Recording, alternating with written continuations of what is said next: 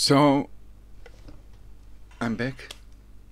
I've decided to continue this broadcast. Basically, I've decided to watch another SpaceX Tesla The Final Nail video uploaded by Quantum of Conscience.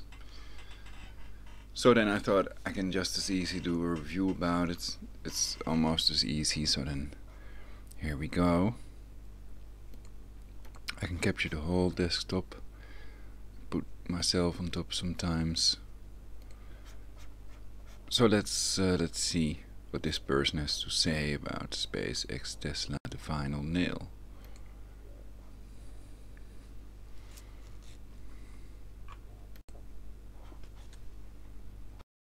Hey guys, Matt here with Speed Racer. I didn't stress the most important point in the video I'm about to load, so this is a little preface section on top of that. And this is, I hope I'm getting something wrong here, because this is the nail in the coffin. Like we need one more, right? I mean, anyway, here's what I'm thinking. This is the Tesla Speed Racer. I do play with this a few times a week, the Mach 5, but it is the Tesla, all right? Now we know there are 3 cameras mounted to the Tesla. There's a camera mounted on the front, which gives you this image.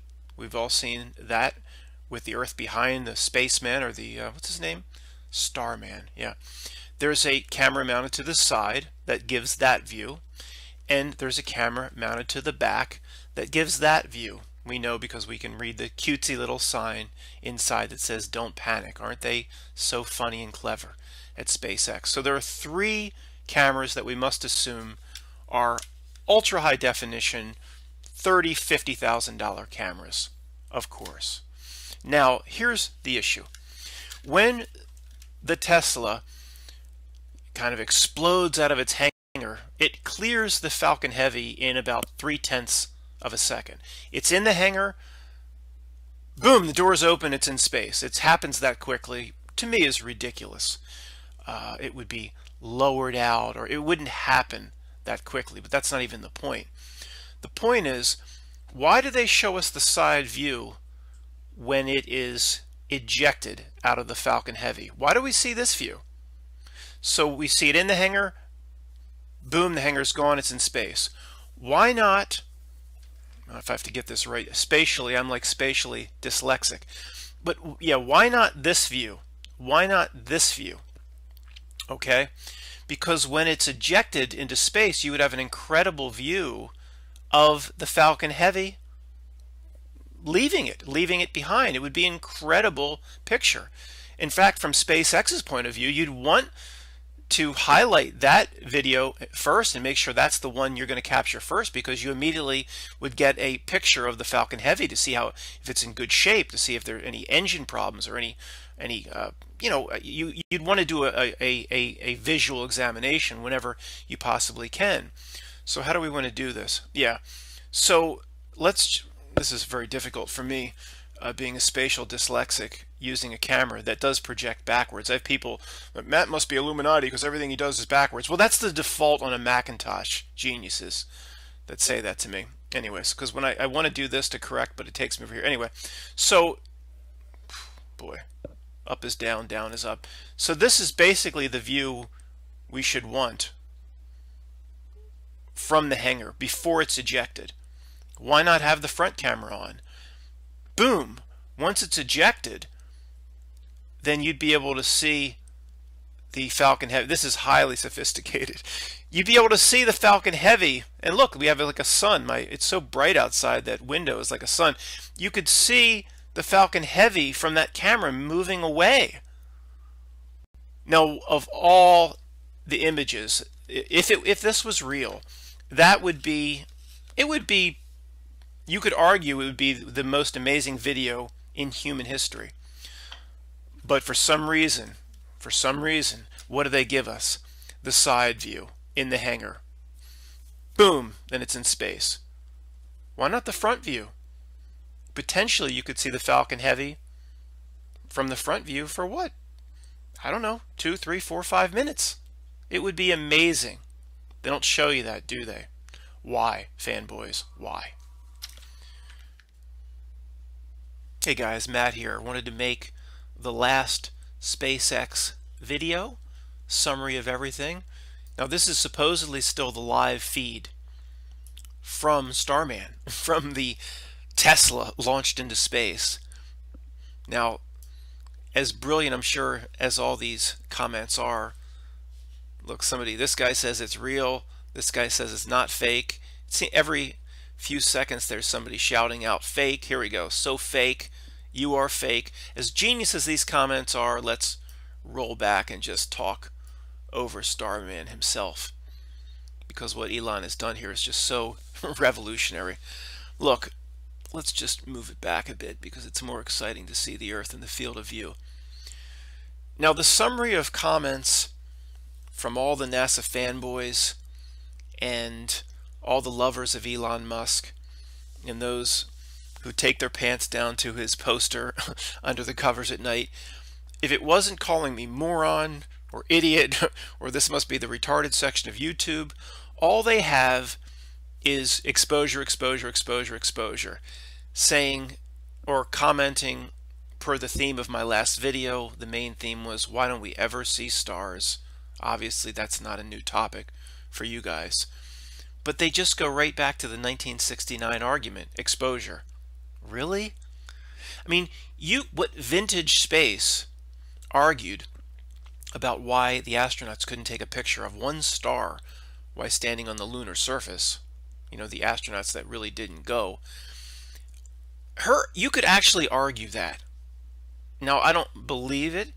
I don't believe when your camera is pointed up away from the lunar surface that the stars wouldn't be bright as all heck, but at least we could have that argument. There is no exposure argument in what you're looking at. I mean, how pathetic and desperate are these people? This thing is spinning around, and this is supposed to be the live stream, but I moved it back a bit. So mounted to two sides of this sports car spinning around in space are what? $100,000 cameras? You think they're state of the art? Of course they would have to be. So we have the Earth as this thing spinning, moving away. So the argument that the Earth is just so bright and the exposures, you know, they just can't get the exposure right on a $100,000 camera. So the Earth is moving away. I'm catching up to live. How do you make the exposure argument? How? The Earth is now away and is continuously moving away. Let's just get rid of the Earth. Fine.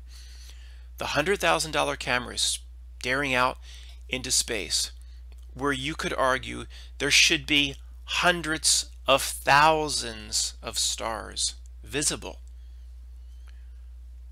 The sun is behind the camera. You can even see the camera's shadow, fake shadow, on the hood of the Tesla.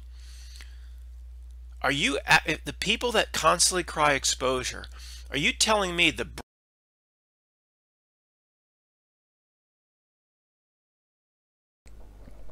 So basically, even during the daytime, sometimes we can see stars. And the Earth has an atmosphere, so that's why it's much harder, but during the nighttime we can see the stars in the sky. But the moon has no atmosphere, so then we should have seen one or two stars. Or not. What do we all think? Let me know in the comments. Anyway, the Apollo moon landings are fake. Check it out. There's no doubt.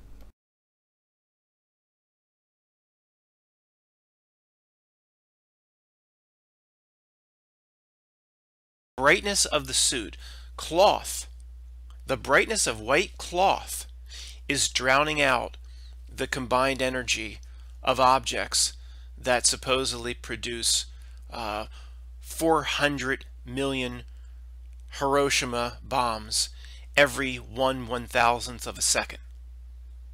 You're really making that argument that, you know, when I go out into the middle of the cornfield at midnight on a clear sky, the stars are so bright you almost just want to lie there for hours and watch. But with no atmosphere, no pollution, $100,000 camera, of which the exposure, by the way, can be adjusted. If this was real, can be adjusted by someone on the ground with a remote or a joystick, or this thing can communicate with the Earth because it's sending the signal of itself, its high definition feed somehow is being broadcast back to Earth. And Nixon, remember Richard Nixon, with a phone and a radio transmitter, talked to Neil Armstrong on the moon. So in 2018 they would have no ability to adjust the exposure. They would have no ability to adjust these cameras. It's not that important, this event, if it was real. You wouldn't have one guy with a radio signal beaming to the cameras. And we'd say, well, okay, at this point it's going to take 20 more minutes for the thing to spin and the sun to be in the field of view. Let's adjust the exposure on the camera. So if that was the case and exposure was the issue, they would make a slight adjustment right now. The person with one hand down their pants in Houston or at landing zone 1 in Cape Canaveral, one hand down their pants, one hand on the joystick. Ooh, that's actually two hands on the joystick. One hand on the other hand on the joystick, working the camera and the different settings on the camera. So they would say, Elon, should we bring the stars in now? Yeah, change the exposure. All of a sudden, all the stars would come in if it was an exposure issue. Are you telling me that in 2018 they have no ability to communicate with these cameras, but Richard Nixon with a phone talked to Neil Armstrong? Neil Armstrong, would he set up a bunch of pots and pans and rocks, and he put the receiver up, and he just like manually with his hand kind of adjusted the dish around. He said, "Oh, I can hear you now, Mr. Nixon. I can hear you now, Houston." How did you can even make that argument that the astronauts that didn't go on Apollo 11, they could hear Houston, because Houston sending out some 400,000 watts, like radio stations advertise how great their signal is. NASA has this huge transmitter with 400,000 gigajoules pushing the signal to the moon. Well, how did the response come back to Houston? How did Neil Armstrong and that fraud, that monster of a man, Buzz Aldrin, just a monster. If you look into his eyes, you can almost see a demon of some kind. I'm not joking. How did the signal from Buzz Aldrin, when he had one hand on a moon rock and the other hand down his spacesuit, how did it get back to Houston? The astronauts on the moon that weren't there, if they were there, were dealing with the energy equivalent. Here's what they had to work with: about 12 Duracell D batteries. That's how much energy they would have had to transmit back. Sure. Again, you could argue the signal could get there if it was real, because NASA would have access to a $400 million radio transmitter. But what did they, but when they had to transmit back to talk to President Nixon, they take the D batteries out of their flashlight and load it into a little, and what did they do with the dish? Just kind of like manually point it back and forth with the dish. Oh, the signal that Aldrin and Buzz Aldrin and Armstrong sent back to the Earth. Oh, they didn't have to get their dish exactly right the way your DirecTV has to be exactly right to pick up the signal. It was so powerful they just sent it back to all the Earth. They didn't have to point it. So some kid with a walkie-talkie actually heard the conversation live too, lying in his bed in Milwaukee. One hand on the walkie-talkie, the other hand down his pants. So I mean, if you think about this stuff for just 5 seconds, it all starts to break down. Somebody mentioned to me the tires. The tires. Let's see if we can get a side shot by going forward. The tires didn't explode. They're the low-profile tires of the Tesla. Well, I mean, you could make an argument if SpaceX addressed this, and they already said in a press conference that here's what we loaded into the tires so they didn't get crushed down or explode because of the difference in pressure between a tire and the vacuum of space. See, if SpaceX didn't address that, then that's just another aspect of how this must be fake. They need things to talk about. They would have absolutely address the tire issue. It adds to the credibility of their story, because there's a lot of people calling fake on this. Now, maybe they did address it. I didn't watch everything they presented, but I doubt they did. So if they didn't, the tires alone exposed the whole thing. A tire, I mean, cannot survive the vacuum of space. It would either be, to me, it would either blow up, as Greg told me it would, or I believe Greg, he knows more than I do, my buddy, or it would be shriveled down like crumbling up an empty, popcorn bag. So, I mean, again, let me just mention that the commenters from the NASA fanboys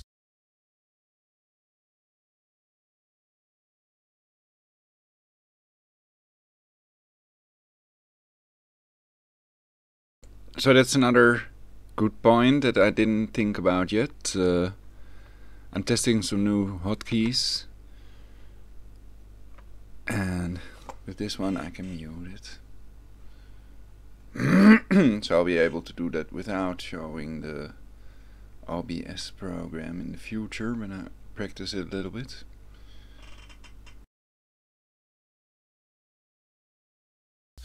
and the lovers of Elon Musk, they didn't have a whole lot other than the exposure of the camera. And what they resorted to, of course, was name calling. I'm a moron. I'm an idiot. This is the retarded section of YouTube.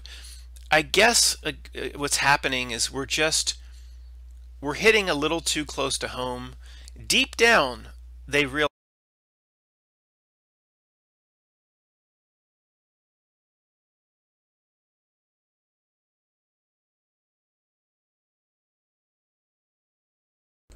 there the shortcut didn't work. Sorry about that.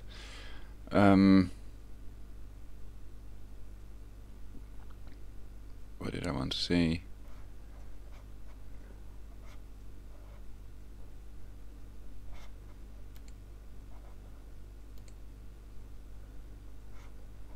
Something went wrong.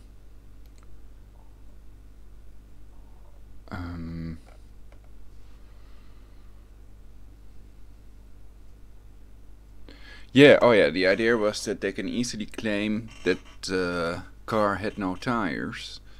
But that's a good point. Also the temperature, what would the temperature be in the direct sunlight, etc.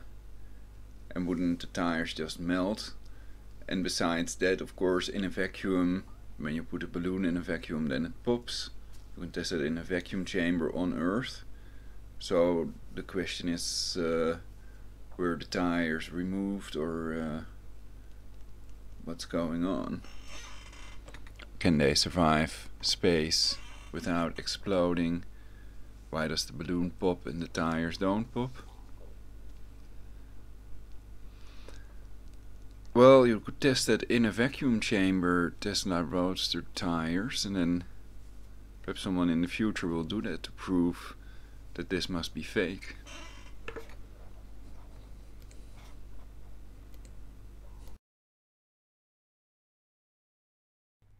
I'm looking at the comments just to see what people think. People mostly are saying they think it's fake. Realize what we're saying has tremendous merit. And because it would just ruin their entire world, they don't even realize the conscious. I talked about the ego in the frontal lobes in the last video. The ego, the frontal lobes, the thinking part of the brain just is fooled by a little voice inside them, a different aspect of them, or their subconscious, that says, lash out violently. We're going to convince the ego, or the thinking part of the brain, that the person making these SpaceX videos is a total hater, a moron, an idiot, because we have to hate them. Because if we don't hate them, then we have to at least take into consideration the argument that they're making, which destroys the worldview that the conscious and even the subconscious of these people oh so desperately want to protect. So we must hate them. We must call them names. That's the only protection we have when reality for them is about to be broken down or exposed, or worldview is about to collapse. And it's so obvious what that type of reaction, you know, they would say under a lie detector test, really is a hatred for someone like me that would put out this stuff. But what it really is it's a absolutely pathetic and primitive mental defense mechanism, is what it is. And these dummies are too dumb to even understand the games their own mind, subconscious, unconscious, superego, id, whatever, is playing on their frontal lobes, their ego, or their thinking part of the brain. Pathetic. And in the extreme. So, talked about the exposure impossibility, talked about how it would, with this thing rotating, it would be nearly impossible for the signal to find its way. How is there a high definition, uninterrupted feed making its way back to Earth? There's never a break in static. There never seems to be a loss. I guess at times they do say the signal is lost, but whenever it is there, it is perfectly crystal clear. There's never a hiccup of static or anything else. And we know this. You can rewind the video for that glitch of Earth that we saw. That was the other video, I think, that I mentioned. Then I was gonna rewind, but it's kind of a long video and then it's hard to find that point. But it is in this recording, so then... or if this is a separate recording than in the previous one, with the same title. But this should be a continuation of the previous broadcast. Thing is spinning. So how's the signal finding its way back to Earth? I mean, look. How was it ejected into space from the Falcon Heavy in less than 1/2 of 1 second? Why, when it was ejected into space from the hangar bay of the Falcon Heavy, why did, if you stare at Starman's helmet, why did it not move a millimeter? Yeah, doesn't it have a little spinning parabolic dish antenna like the ISS? How do they relay the video down to Earth?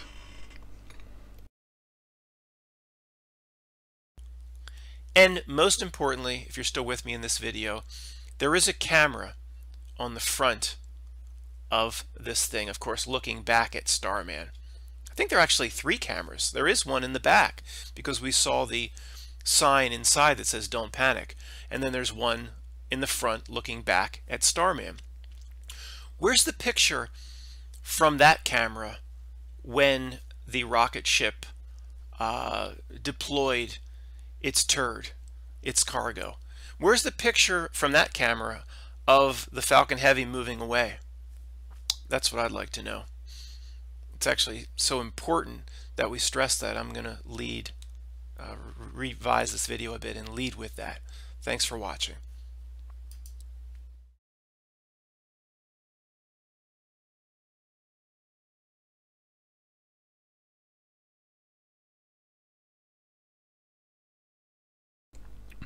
I also wonder, is there video of the beginning, from the beginning to the end basically? So you have that rocket and then it flaps open.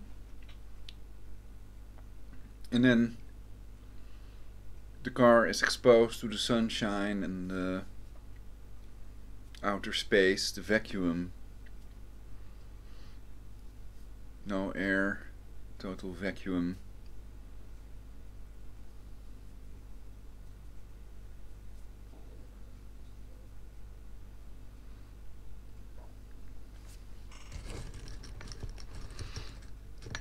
So perhaps there are scientists that could explain it, that can call me live in the broadcast.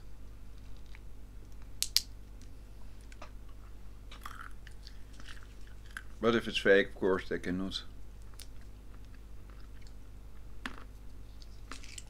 They know I'm too good.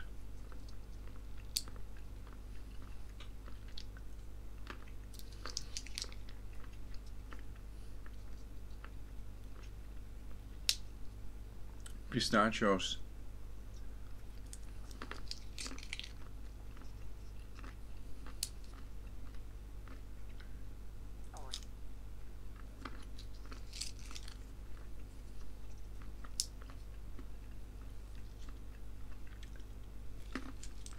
So this is a video of me not sharing pistachios for universal peace.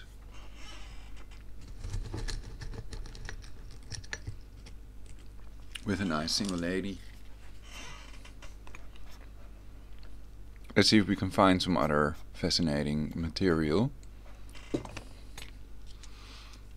I thought this video had some good points by Quantum of Conscience.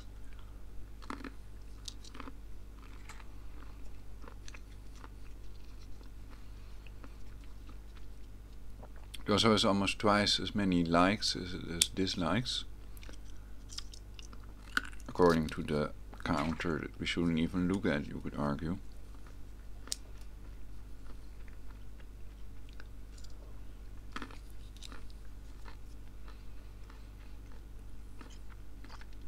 Vacuum fact dismantle SpaceX NASA hoax.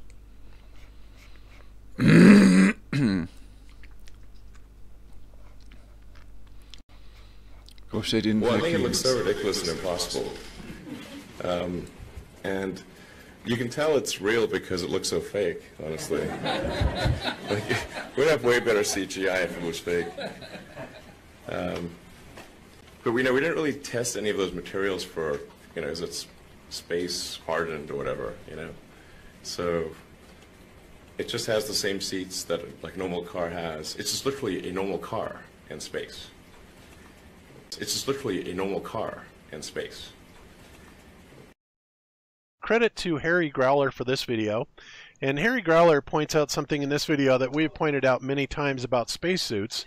And of course, we've gotten the rebuttal back on the spacesuits of, 5 or 6 psi is really not that big of a deal. Heck, my bicycle tires have 40 or 50 pounds of air in them, yada, yada, yada. But there's something that people are really failing to realize about vacuums and the measurements of difference between psi and torr, right?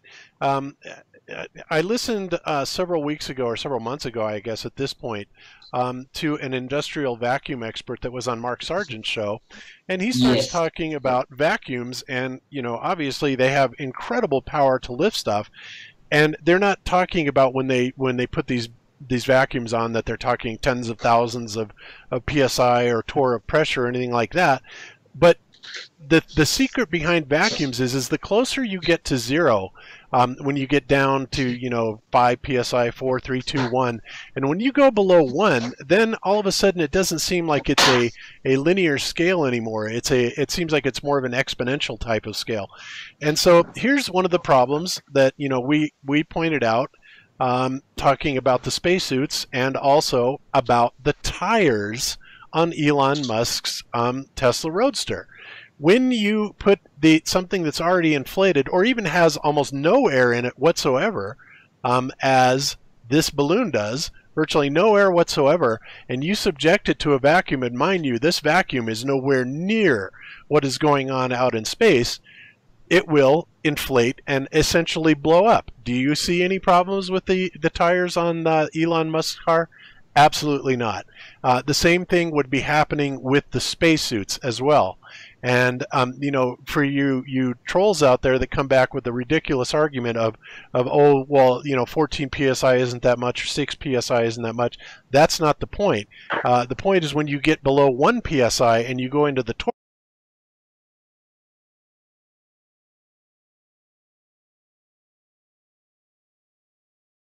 So if it's another billion-dollar hoax, then people can easily make up a story. So can be prepared for that.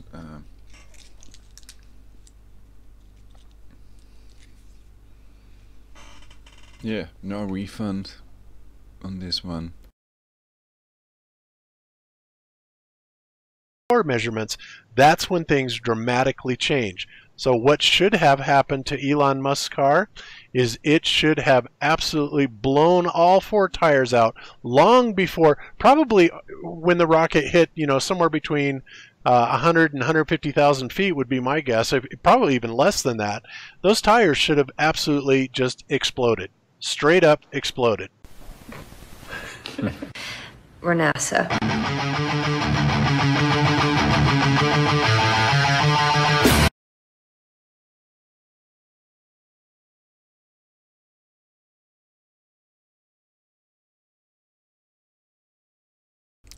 And if there's no gasoline in the tank, then perhaps there would have been air in it, and perhaps it would have been vacuum, basically, so that gasoline cannot escape and evaporate when you... Oh, but there's no gasoline in it, so it has no tank. Oh, that's the fun joke they're making now. Okay. Synthetic telepathy.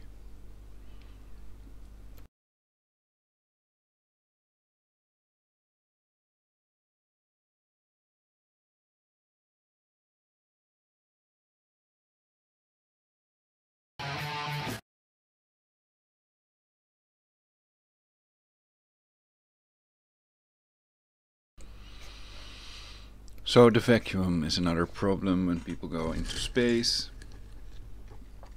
No air. So they'd have to take enough air for the entire trip. Compressed air.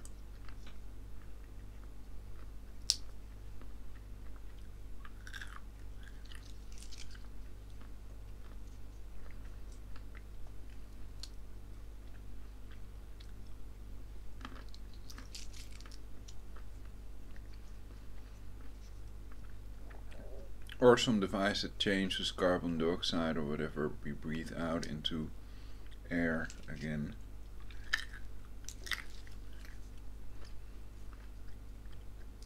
Oxygen and the other constituents of AIR, air.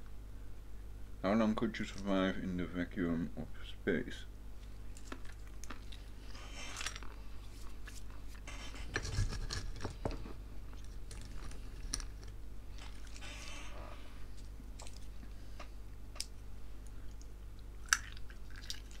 If there's some text with that. There are two issues that I have with NASA's training practices. What about the breathing, the panting, the moaning, the screaming? Fake. Hey guys, how's it going? So my question for NASA is, how are you ensuring the safety of our astronauts in a vacuum? I want to make sure our astronauts have the proper training to survive the deadly vacuum of space.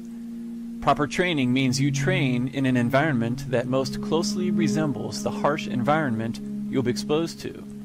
Now there are two issues that I have with NASA's training practices. Number one involves the fact that NASA trains astronauts in a swimming pool, when in actuality they are supposedly going to be working in the exact opposite environment of outer space. And my second issue with NASA is its ability to even create a vacuum here on Earth that is sufficiently similar to the alleged vacuum of outer space. So before we begin, let's see how NASA creates a vacuum here on Earth. Spaceball 1 has now become Mega Made. Good! Remarkable. Now, commence Operation Vacuum Suck.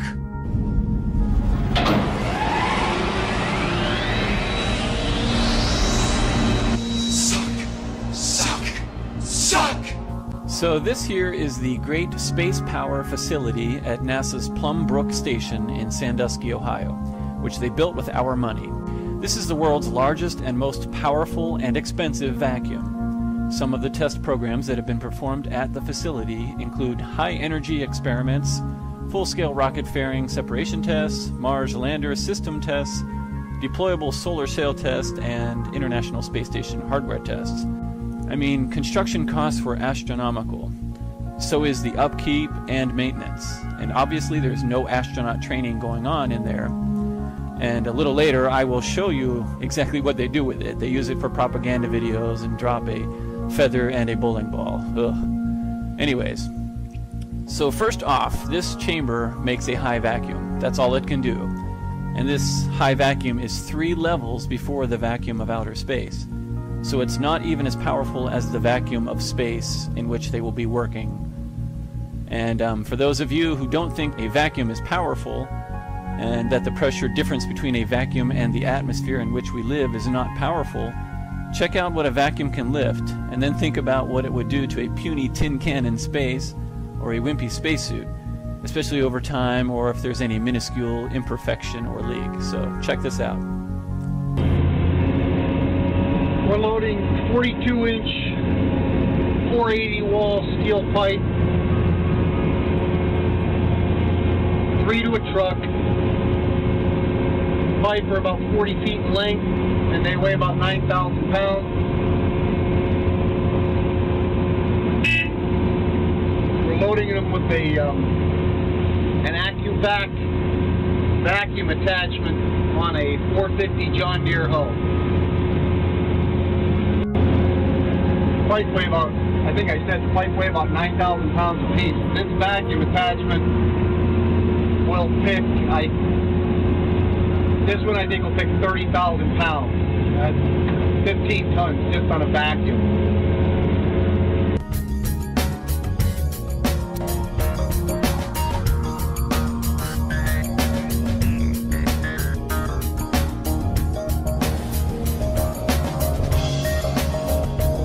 Now that's power.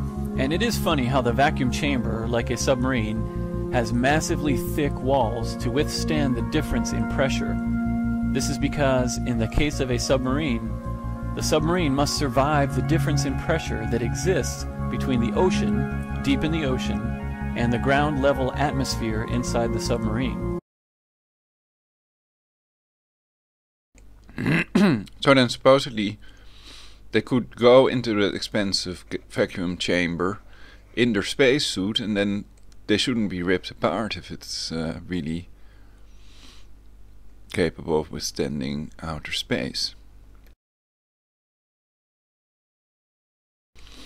Perhaps that would be a fantastic to do to prove it to us.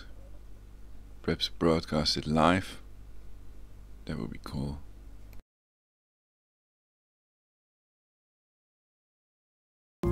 Without very thick and structurally sound walls, the pressure difference would crush the sub. Likewise, the ISS and the spacewalking astronauts must survive the opposite but equally harsh difference in pressure that exists between the vacuum of space and the normal atmosphere inside their suit or inside the space station. So again, it's funny that they need extremely thick and structurally solid walls for a submarine and a vacuum chamber, but for some reason, in the more powerful vacuum of outer space, you can survive in a flimsy spacesuit or the tin can known as the ISS. Sounds legit. To illustrate this even further, on the vacuum scale, this monstrosity of NASA, our great space power facility, is only a high vacuum. You can see from the chart that outer space is 3 levels of vacuum beyond NASA's most powerful vacuum, which they don't even train in anyways. And all of NASA's other vacuum chambers are only medium vacuums. So right there, that's a fail. They can't even recreate the vacuum of outer space, and they don't train in a vacuum. There's almost no footage at all of any astronauts even in a vacuum chamber, and plus, they even tell you it's their policy to only train underwater. They don't train in a vacuum chamber. This is a complete fail. I'll come back to this point in a minute, but before that, I want to discuss the major problems I have with NASA's policy of training astronauts in a gigantic swimming pool. And really the only alleged benefit of training underwater in a pool, they say, is that it simulates zero gravity. Well, actually, it doesn't even simulate zero G. It only simulates zero G on camera, in a video, making videos, but not in practice. To summarize why training underwater is a complete fail, I made a list of 8 problems with training underwater as opposed to training with something like a zero-G wire system in a warehouse. So here we go. Number 1, pressure underwater is the complete opposite of the vacuum of space. Underwater, the pressure is extremely high and will compress, it'll crush you with extreme force. In a vacuum, pressure is extremely low. There's no pressure. and you will explode. Your spacecraft will explode with the extreme force, and it will do so outward, the opposite direction of underwater. So why in the world would you train under conditions that are opposite those in which you will be working? This makes no sense at all. Total fail. Number 2.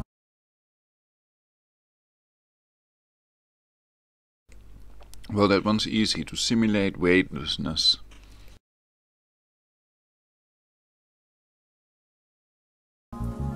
Resistance in movement. Underwater, moving around and pushing off of things will be much slower and tedious as opposed to the vacuum of space.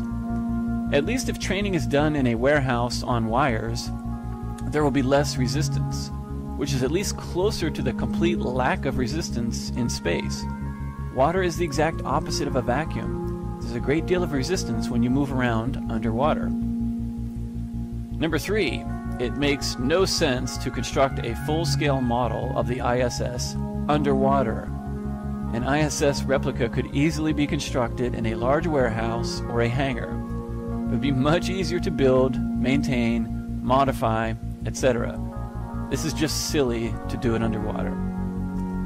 Number 4, teams of safety divers and camera crews must also risk their lives underwater for astronaut training, with the unnecessary burdens of tanks, gear, tools, parts, cameras, production equipment, etc.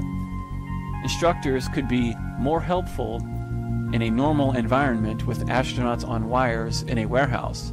It would also be easier for the camera crews to fake it. Number 5. It costs millions to maintain the gigantic swimming pool.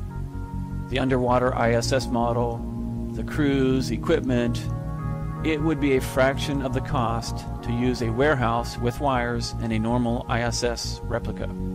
Common sense. Number 6, the performance and integrity of a spacesuit underwater is going to be the opposite of how it would perform and hold up in a vacuum. Training on wires at normal atmospheric pressure would at least be closer to movement in a vacuum than underwater, and how a spacesuit would react. A real vacuum chamber testing would be the best, but again, training underwater makes no sense. Number 7, weight distribution, inertia, movement, and reactions would be completely different underwater. Training to move and work with zero-G wire systems in a normal atmosphere would be closer to the alleged vacuum of space.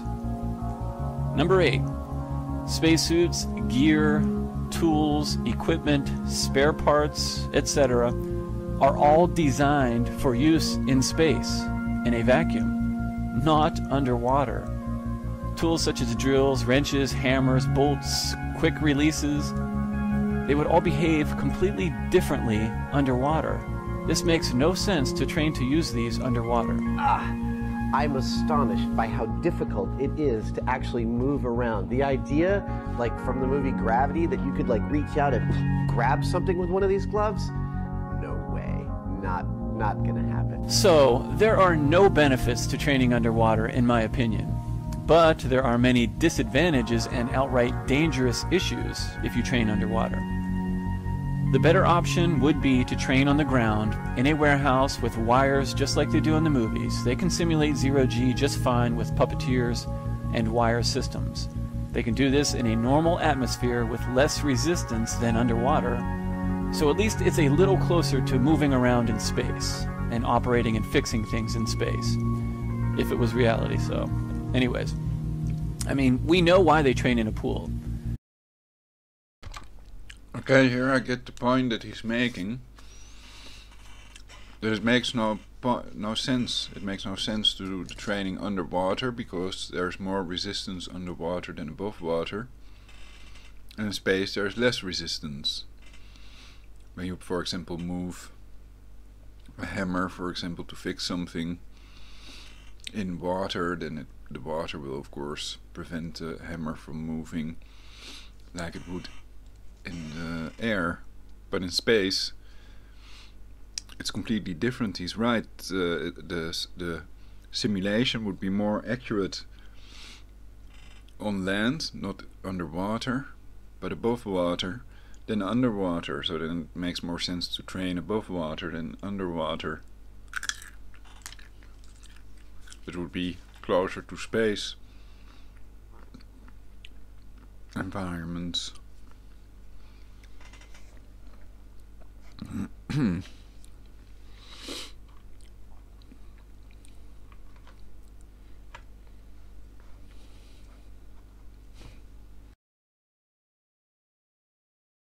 It's for the simple reason that on camera, floating around in a pool has the appearance of floating in space.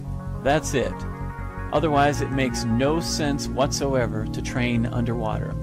In fact, it's just silly and foolish. But we don't use our brains and ask questions about what they do with our hard-earned money. We just see it on the news and we believe it. Now, here is one of the few instances of an astronaut supposedly in a vacuum chamber. This could be made for TV drama from the 60s, but I think it's probably real. I think that they tried to use a spacesuit in a vacuum chamber, but quickly realized that it's impossible, at least in a high vacuum. So they immediately started their policy of only using swimming pools to train, and completely ignoring and remaining silent on the absence of vacuum chamber training of astronauts. And check out the caption. It says, "The video above shows the moments when Jim LeBlanc was subjected to a space-like vacuum, space-like, it's a medium vacuum, in a NASA testing chamber in 1965. Interestingly, although an accident, it's one of the only experiments into how a human would cope in such conditions, and thus our modern knowledge of the effects rely upon this incident." We're relying upon this one time they tried to put somebody in a vacuum chamber? Whew, it's pretty pathetic.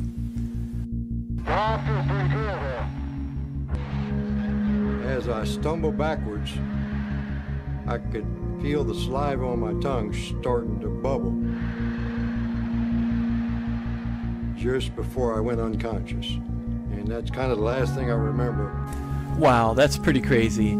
And originally I had a clip of the BBC video with Brian Cox where they dropped a feather and a bowling ball in a pathetic attempt to prove gravity, and I had to take it out because that was the first thing that got this video blocked. And I'll put the link in the description, but it's a horrible spectacle showing how they waste massive amounts of our tax money as they prepare the gigantic space power facility and operate it just to film the propaganda feather and bowling ball drop.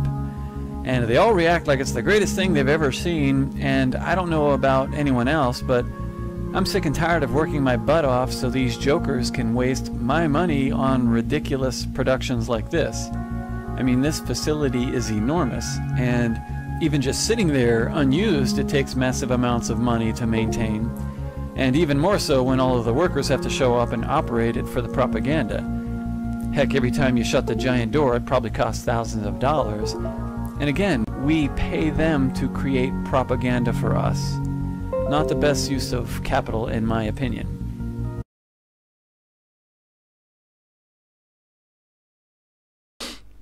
Okay, my father's gonna come up with dinner, so I'm not gonna watch the whole broadcast or review it, but he has some good points, so it's an interesting globe busters.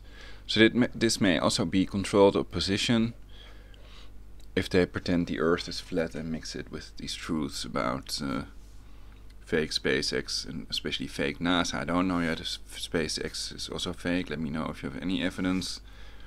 What do you think proves it beyond any reasonable doubt, or what is the best proof that exists upon which people base SpaceX is fake? Okay, let's continue for a while.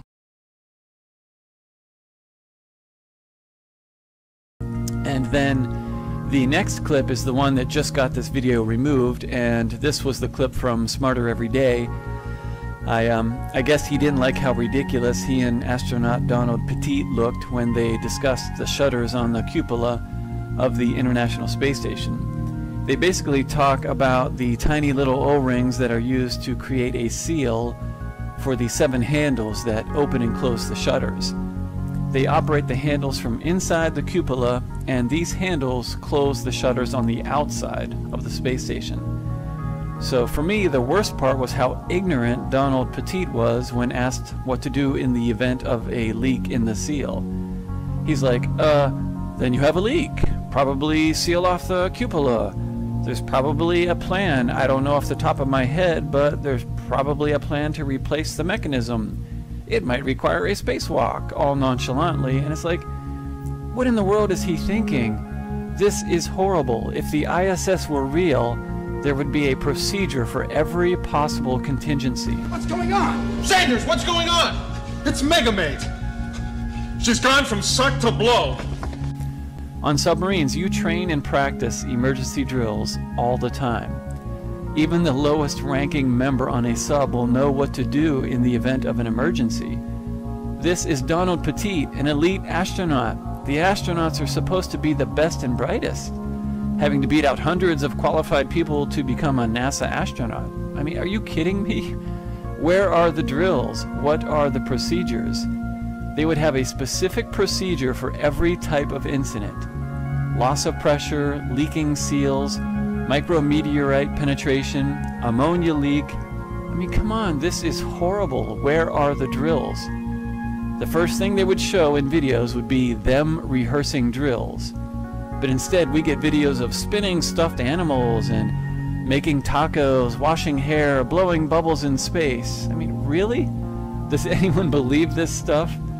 If it were real, there would be non-stop, serious drills about how to stay alive in the event of an emergency. Then at the end, Mr. Smarter Every Day even exclaims, "You have the vacuum of space being held back by 2 little bitty O-rings. That's incredible." Well, he's right there. It is incredible that people believe it. And shame on us for being ignorant for all of these years. But anyways, at least we know now, and we can observe these things in greater detail with objectivity. So thanks so much for watching, guys, and I hope you all have a nice day. Adios.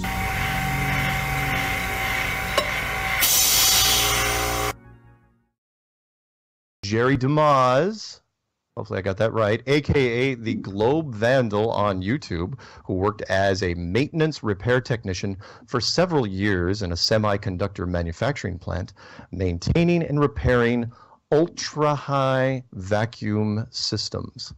And there's a reason I brought him on, and the reason is because, you know, in Flat Earth we talk about vacuum, the Earth and space, supposedly the infinite vacuum of space, a lot.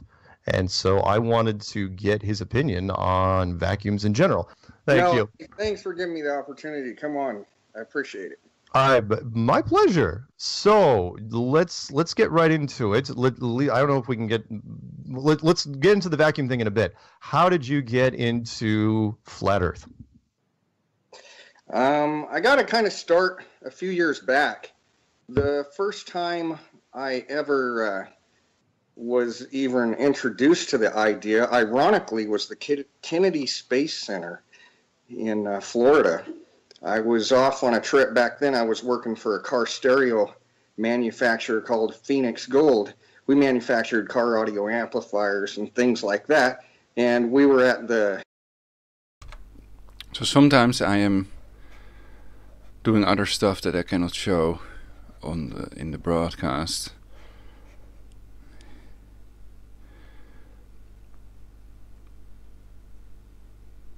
Okay. Let's continue for a while longer till my father is upstairs with dinner.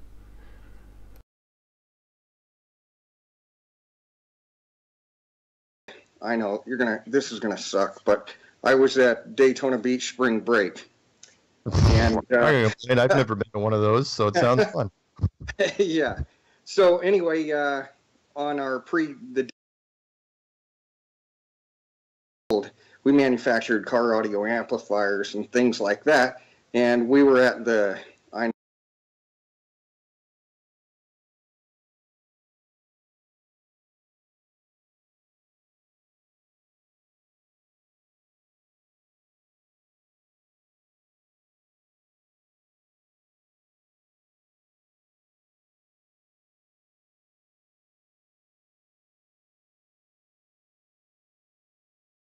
know, this is gonna suck, but I was at Daytona Beach spring break.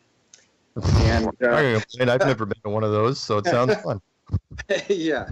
So anyway, on the day before it started, we decided to head on down and go over there.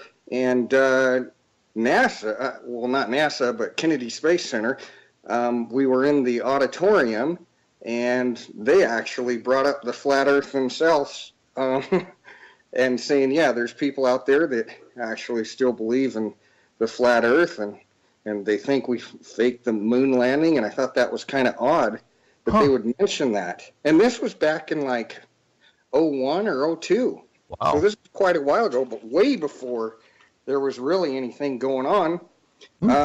So I walked around, and at the time I was a fabricator. I was a new product development manager and a fabricator, where I would design these ultra high-end audio systems. I'd build demo vehicles, you know, 6-figure demo vehicle stereo systems. Sure. And so anyway, I knew a little bit about fabricating. And I took one look at that mock-up lunar module, and I thought, holy hell, who designed and built this? It looked like a joke. I just was in awe looking at that. And then you go and look at the rocket, and it's really impressive. That was the booster rocket was a completely different story. It was like you had two different teams on those things. The rockets were phenomenal, massive, huge. But then when it got over to the lunar module, it's like, you know, got to credit Jake Gibson for his homeless tweaker shelter, because that's what it looked like, man. Yep. Well, fast forward a couple of years, I went to work for another audio manufacturer, and this gentleman was actually a engineer for tube amplifiers. And he hands me a video and says, yeah, we didn't land on the moon. And I laughed at him. I said, are you kidding me? You know, I just thought he was a nut job. Right. But the only reason why I gave any credence to it was because, you know, he was extremely well educated. And, you know, it wasn't your typical weirdo trying to, you know, pass off some freaky conspiracy theory. Right. So I watched the video, and once again, this was probably 05, I want to say. So this was well before the movement ever hit. Mm-hmm. And I don't remember if it was the funny thing happened on the way to the moon video. It was so long ago. I can't remember what it was. Okay. I just simply remember that it debunked a whole bunch of stuff. Most of the points we already know about. Right. And so then I thought, well, yeah, I didn't put two and two together that, hey, maybe the Earth's flat, or maybe they were, you know, doing that to give us a fake shot of the Earth. Mm-hmm. Well, and about 3 years ago, I started thumbing through the moon landing stuff and revisited it. And then that just led into Matt Powerland's video, and of course yours and Shazwar Booty's. And I started watching all that, and they had some really good valid points. And I thought to myself, wow, there's actually something to this. Yeah. But I kept it to myself, and I just kept researching, because I wasn't about to go tell anyone and make myself look like an idiot. Nope. You know, and lose any credibility I had. Right. And I wasn't going to go forth with it until I could have an intelligent conversation on the topic. Yeah. But it's like, you know, when you first find Christ, you know, when you become a Christian or something, you get all excited and you want to share the message, right? Yeah. And sometimes it's just too early, you know, but the passion there was definitely there, but I just didn't want to come across wrong. So that's kind of how I got into it. Oh, and cool. then, you know, then I just kept going from there. And then I eventually, when I felt confident enough, decided to make a couple of videos. I have a full-time job, so I don't have a lot of time to make the videos I'd like to. Yeah. So I made a few short ones where I saw a lot of infighting going on. I didn't like, and so I thought, hey, there's got to be a quicker way to get the message out there that's a little more light-hearted and can still state the facts, but in a humorous way. And so I came up with, you remember those Bud Light commercials, The Real Men of Genius? Mm-hmm. Those were always my favorite. I just loved them. And so I decided to do a spoof on those. So I started in on a series for those. And one of them was on the lunar module landing. And I did it to the music, and I imitated the voice and everything. And like the lunar module thing, not the lunar module, but the Curiosity rover on Mars. Oh, okay. And so what I did was I took all the pictures of like the walrus bones, the lichen, the lemming, the railroad ties, all the different evidences that were in NASA's photos, and I just turned it into a bit of a comedy. So go in there and check that out sometime. Okay. That's not what I'm on here for today. But anyway, there's my journey. That's how I got to here. Awesome. Well, that's great. And yeah, I think the one you were mentioning was A Funny Thing Happened on the Way to the Moon by, geez, was that Bart Sabrell? Was he the first guy to help put that thing together over in the UK? And yeah, you're right. That if you believe in the moon missions, if you believe in the Apollo programs, you got to see that film because it shoots. Now, does it absolutely prove a flat Earth? No. No, as a matter of fact, I half think it was one of their backup plans that let them fall back. So like even if you hated the Apollo program, you'd look at that little movie and say, well, yeah, but they faked it from Earth orbit, which means it's still a globe, which was clever. That part I thought was clever because you don't leak. That film doesn't get leaked out anywhere. That film is put under lock and key. Anyway, yeah, that one really makes me wonder how that got quote unquote leaked. Exactly. Talk to me about vacuums because you know, and you know, the general, the reason why this is kind of important is that lots of people in the flat Earth community, and you heard this, have said that, okay, where's the bleeding edge of space? Where does the edge of the atmosphere stop and the amazing power of the vacuum of space begin? And nobody can really define this. And what we're hoping that you can really do is clarify what the levels of vacuum are, and what they're measured in, and the power of them. So what do you got? What led you down this path when in your professional career? What resonated with you when it came to flat Earth and vacuums? First of all, I started taking a critical look at the ISS and the lunar module both, and trying to see what systems they had in place for those, for the vacuum environment. And as I've been inspecting things, I mean, like the most popular one is definitely that floppy door on the ISS. Yeah, I can't help but I gotta believe there's gotta be a stronger. I keep wanting to believe there's a stronger door on that. I mean, that's just absolutely ludicrous. I mean, in the vacuum world, you get laughed out if you walked into the fab with something to seal a chamber up with that. That's just. I mean, I'm sure it's a secondary door too. Yeah, but the point is, why is it there at all? There's no need for it. No. Because there's no window on the door. No, so what's the point of it? Right. If you have a primary hatch, why do you need that thing? I can't understand. It's like a door cozy. That's really all it is. I know. Exactly. I just kind of want to get into so people understand what vacuum is. So that's me playing the virtual piano, free piano for the volume 3 and sforzando, basically. Sounds really nice, and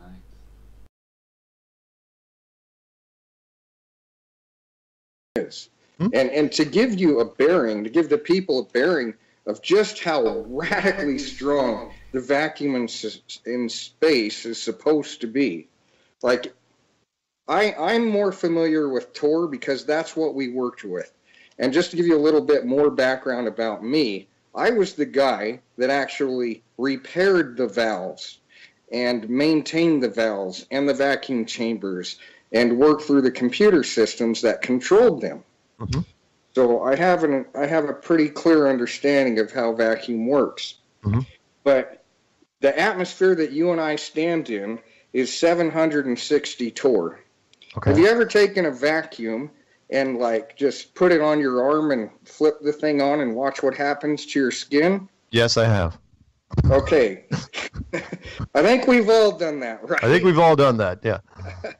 Well, that measures at about 600 torr. Okay. So the smaller the number, the higher the vacuum, okay? Okay, so smaller is better, and torr, is that T-O-R-R? T-O-R-R. Okay. Power of a vacuum is measured in torr, probably named after somebody named Torr. Yes, it is, actually. Perfect. And, all right.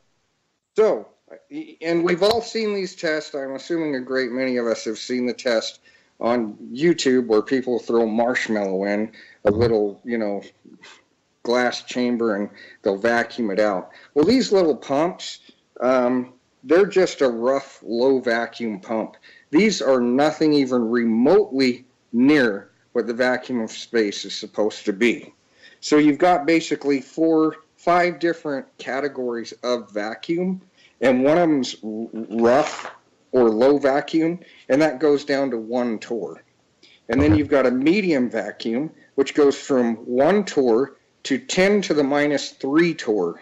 And so people go, oh, I'm in a perfect vacuum. And it's like, no. In reality, perfect vacuum's not possible, because it all has to do with the relative amount of atoms within that given space that determines the level of vacuum. Okay. So then you have high vacuum, which is 10 to the negative 3 torr to 10 to the negative 7 torr. And then there's ultra high vacuum, which is where I was in, 10 to the negative 7 torr to 10 to the negative 11 torr. Wow. Okay. And then there's an extreme high, which is negative 11 on down. Okay. So, now, you want to guess what the vacuum is purported to be at the space station? At the ISS? Yes. I would imagine to be in the negative range. Yes. So, -5? -7. -7. Oh, I wasn't too far off. Okay. So ultra high. Yeah, it's in the negative high. Okay. Ironically, I did do some research today to see, and I actually found a NASA spec for their developing of their gaskets and their O-rings for their doors. Right. And they were only speccing to -8, which is interesting because when you engineer anything, you always over-engineer it. You always add an extra area of safety in there, Of which course. I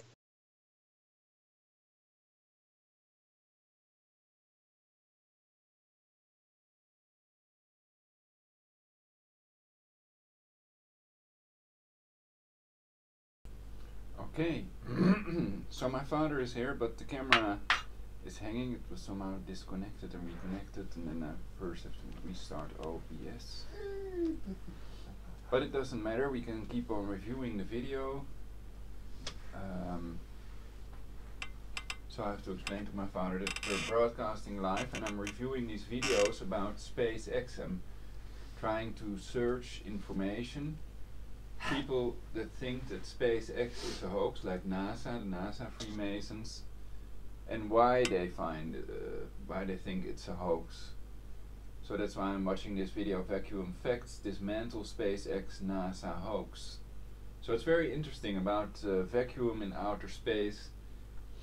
So I wonder how thick that suit would have to be if it would want to withstand vacuum of outer space. You can see these balloons getting the balloons pop even when there's almost no air in these balloons. So that's weird. Is it weird? Well, you wouldn't expect that an empty balloon could explode in a vacuum chamber if there's almost no air in it. If it's empty, it's empty. Right. So let's continue the broadcast while we toast.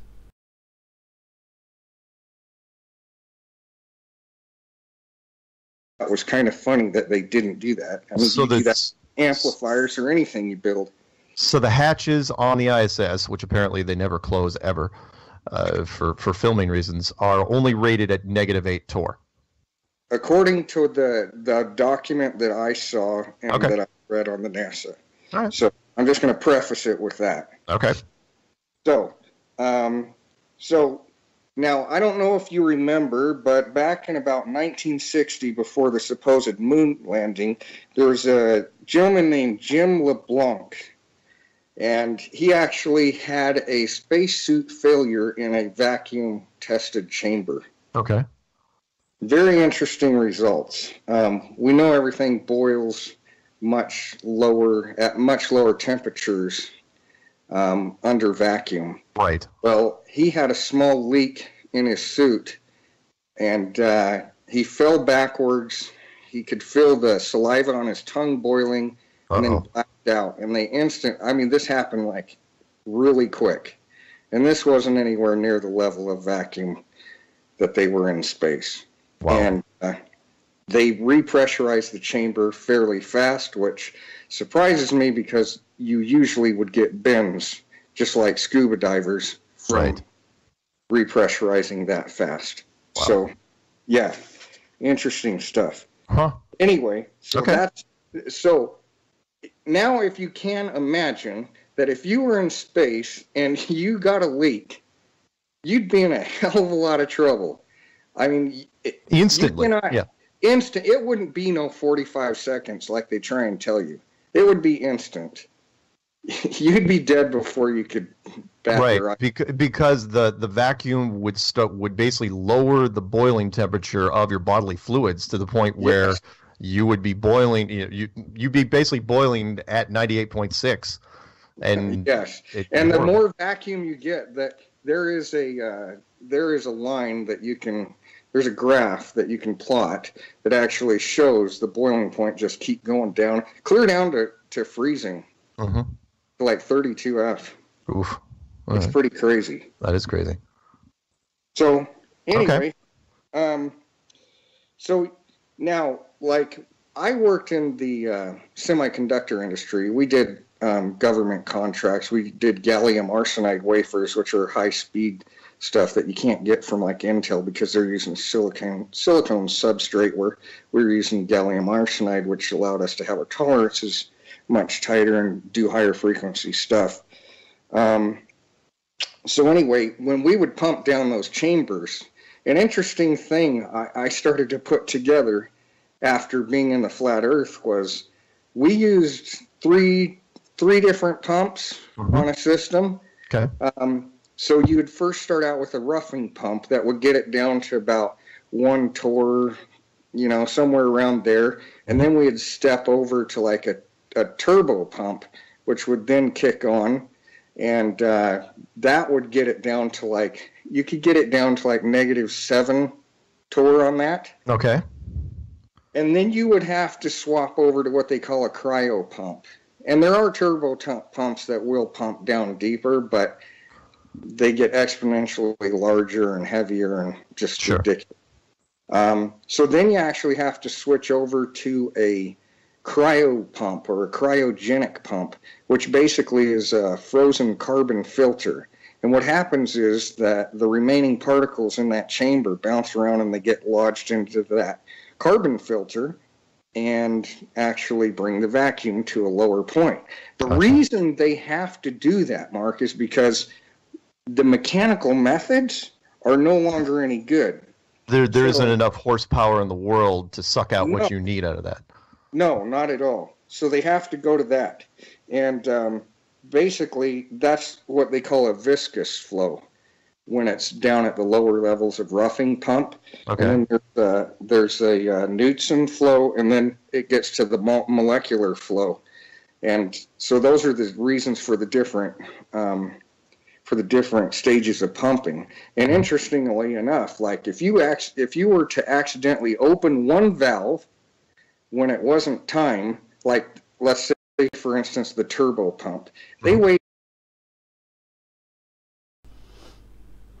So if this video Vacuum Facts Dismantle SpaceX NASA Hoax is brought to you by flat earthers, and you can bet that it's definitely a hoax. They are not going through all this trouble for no reason to mix in the lie that the earth is flat, which it is obviously not. Anywhere from 800 to 900 pounds for one turbo pump. And this is, now mind you, this is for like a 2-3 cubic foot max internal air volume that you were trying to vacuum. Right. And these things would spin super high revolutions. And if you accidentally opened that up too early while that thing was spinning, yeah, it would rip it to shreds. You would hear the loudest bang you ever heard. It was just insane, right? Wow.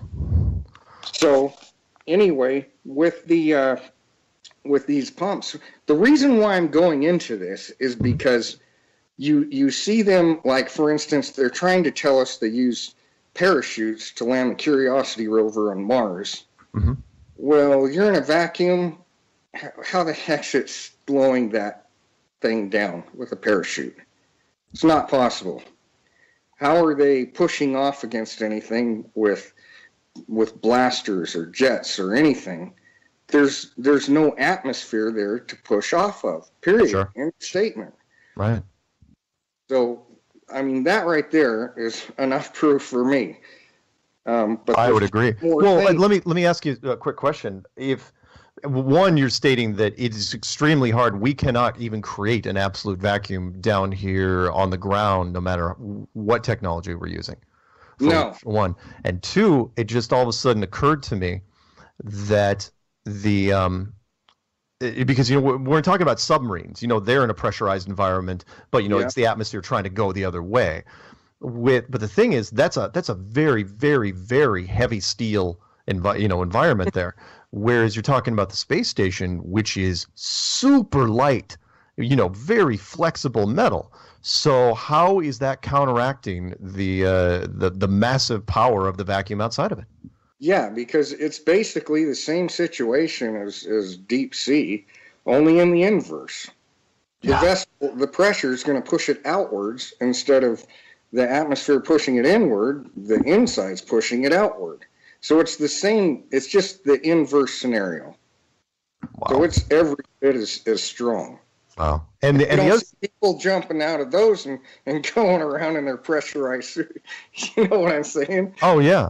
They're keeping their butt inside that vessel. And another thing that I noticed as I'm looking, I tried to spend a bit of time today and look around at the space station.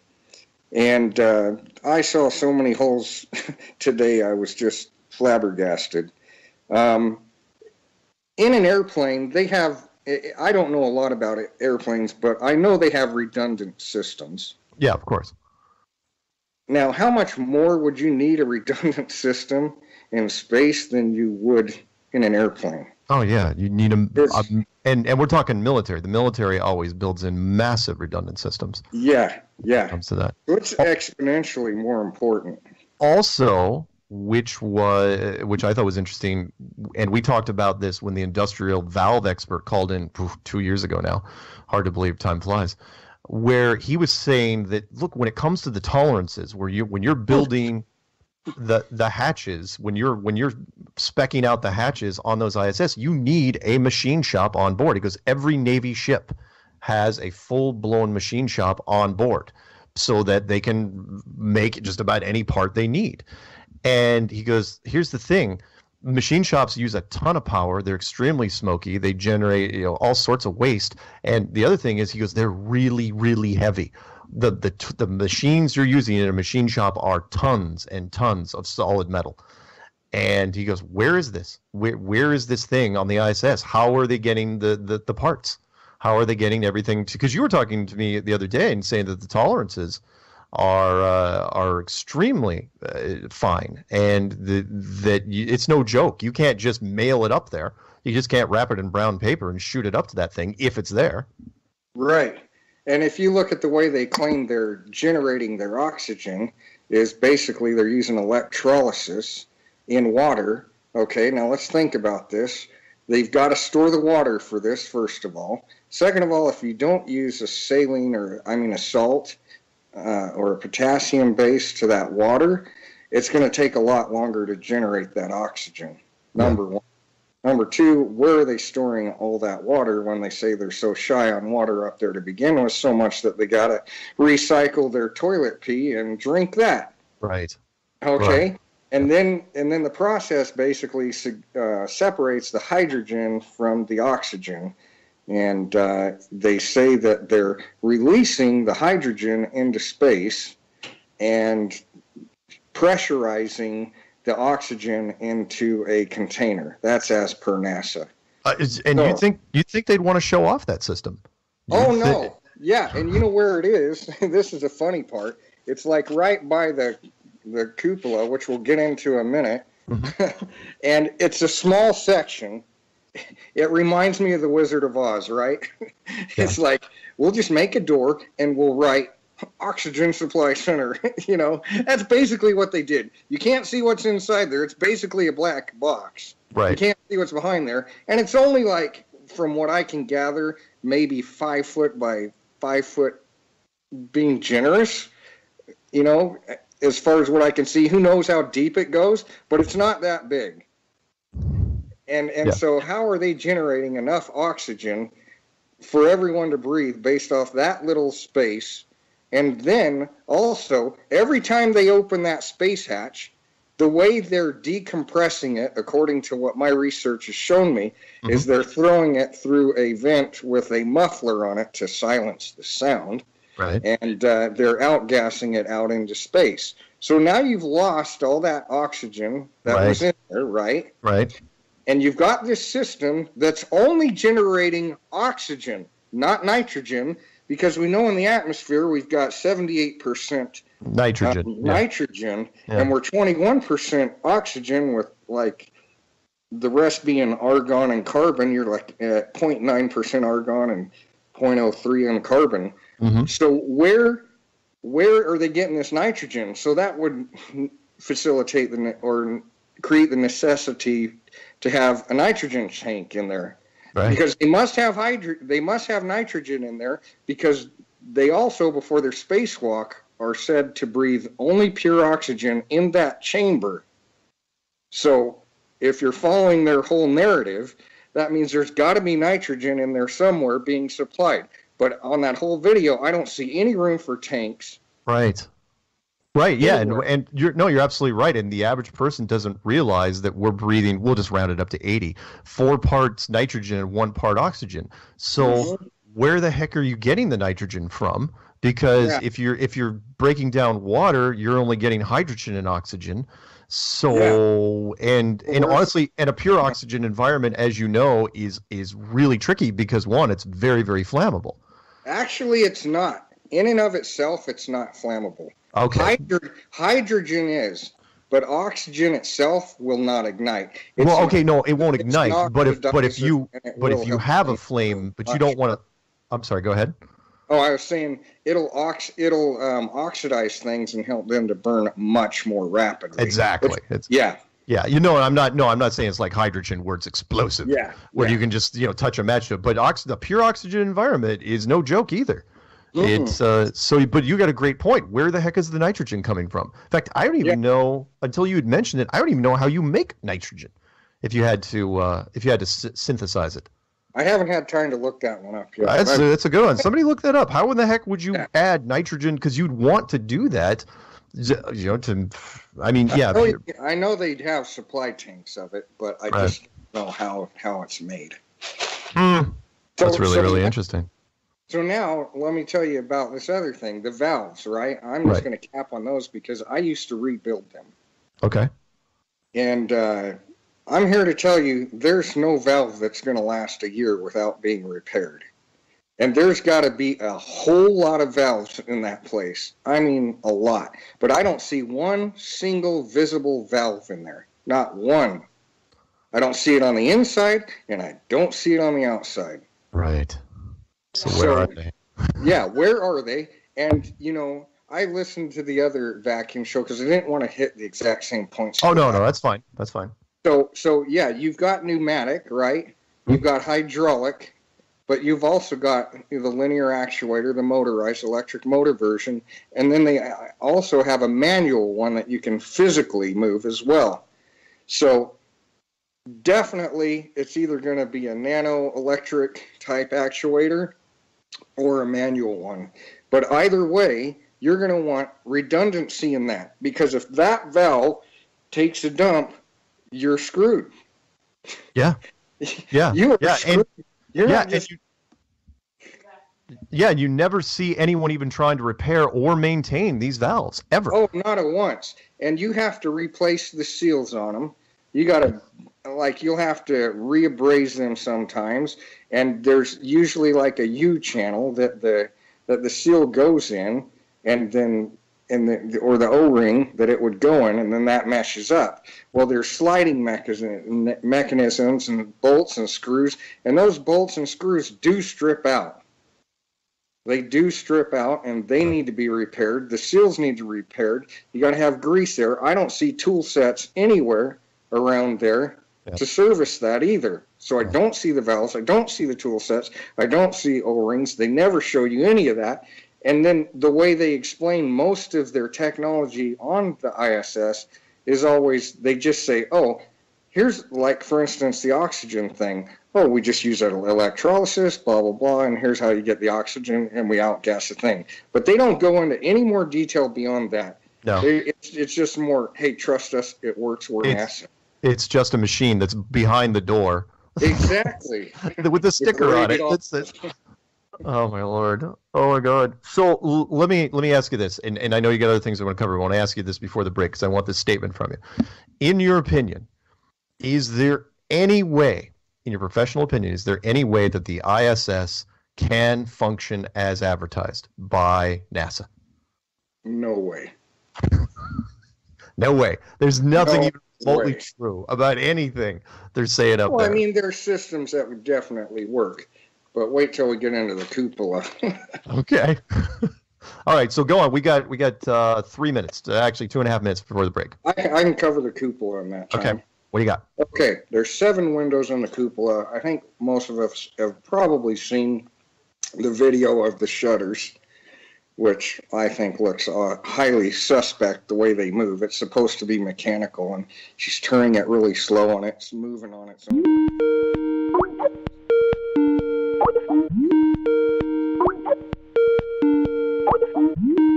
They went back and researched the guy that actually designed it, who now owns a shop that builds something completely different.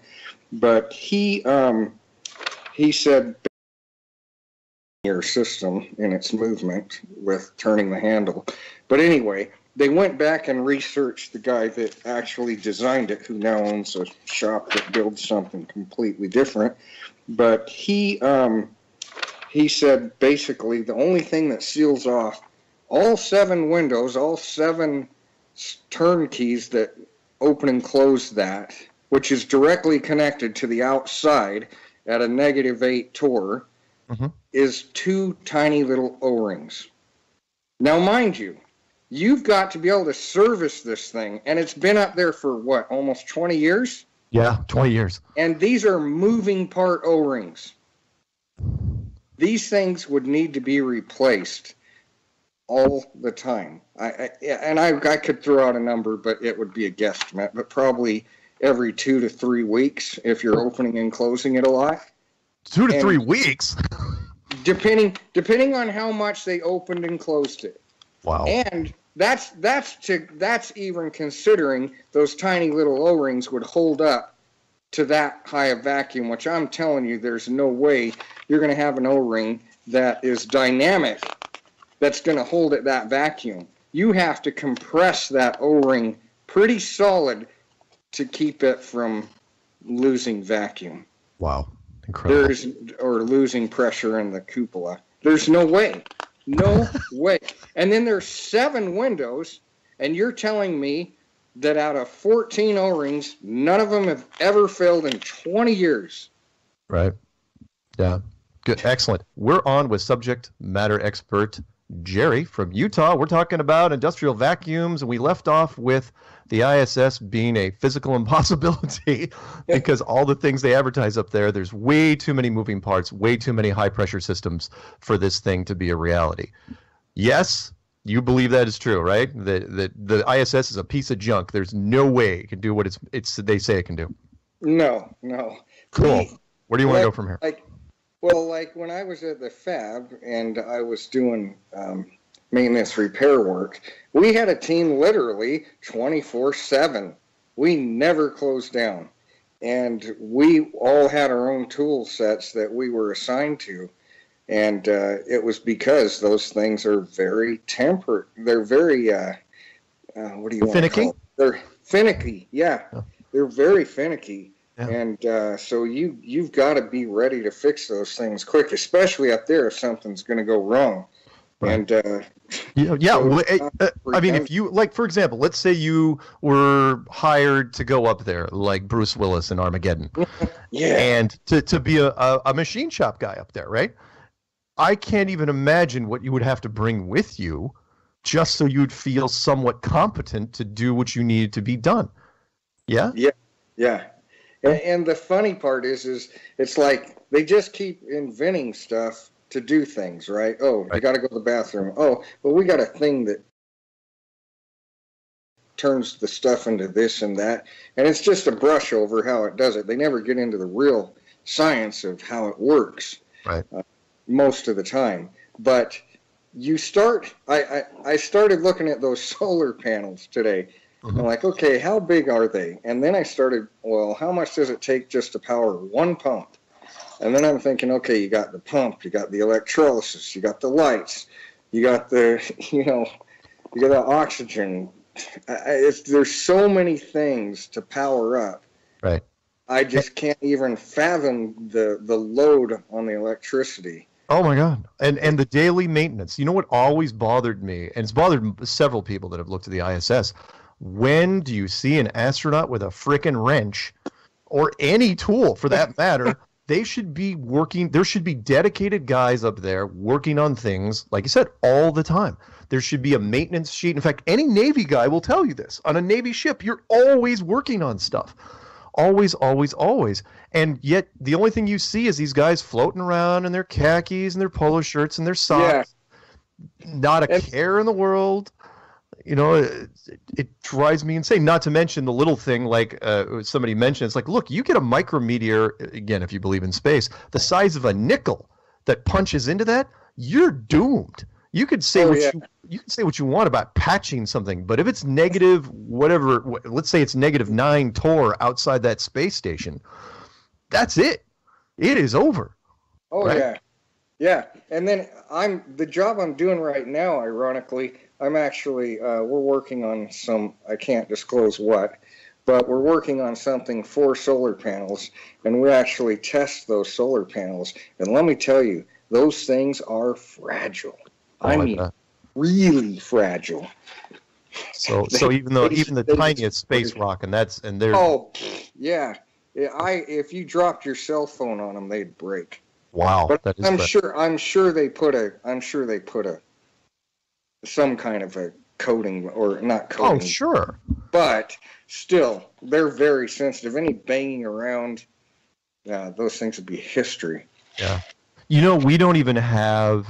Let's pick on ISS a little bit more. I'm going to pretend I'm Jaron tonight because Jaron loves tearing apart NASA, and that is we don't even have a rough cut time lapse of the assembly of the space station. No, and can you? Okay, let's go into SEALs again. Yeah. Okay, on that level, you have to be so absurdly clean when you're sealing up that high of a vacuum level. It's not even funny. Just to give you an idea, if you have your stupid fingerprint left inside like a chamber, it'll come as what they call a virtual leak, because the outgassing from the oils on that print introduces more atoms into that chamber, and you will see it not be able to pump down, all because of a stupid little fingerprint. Wow.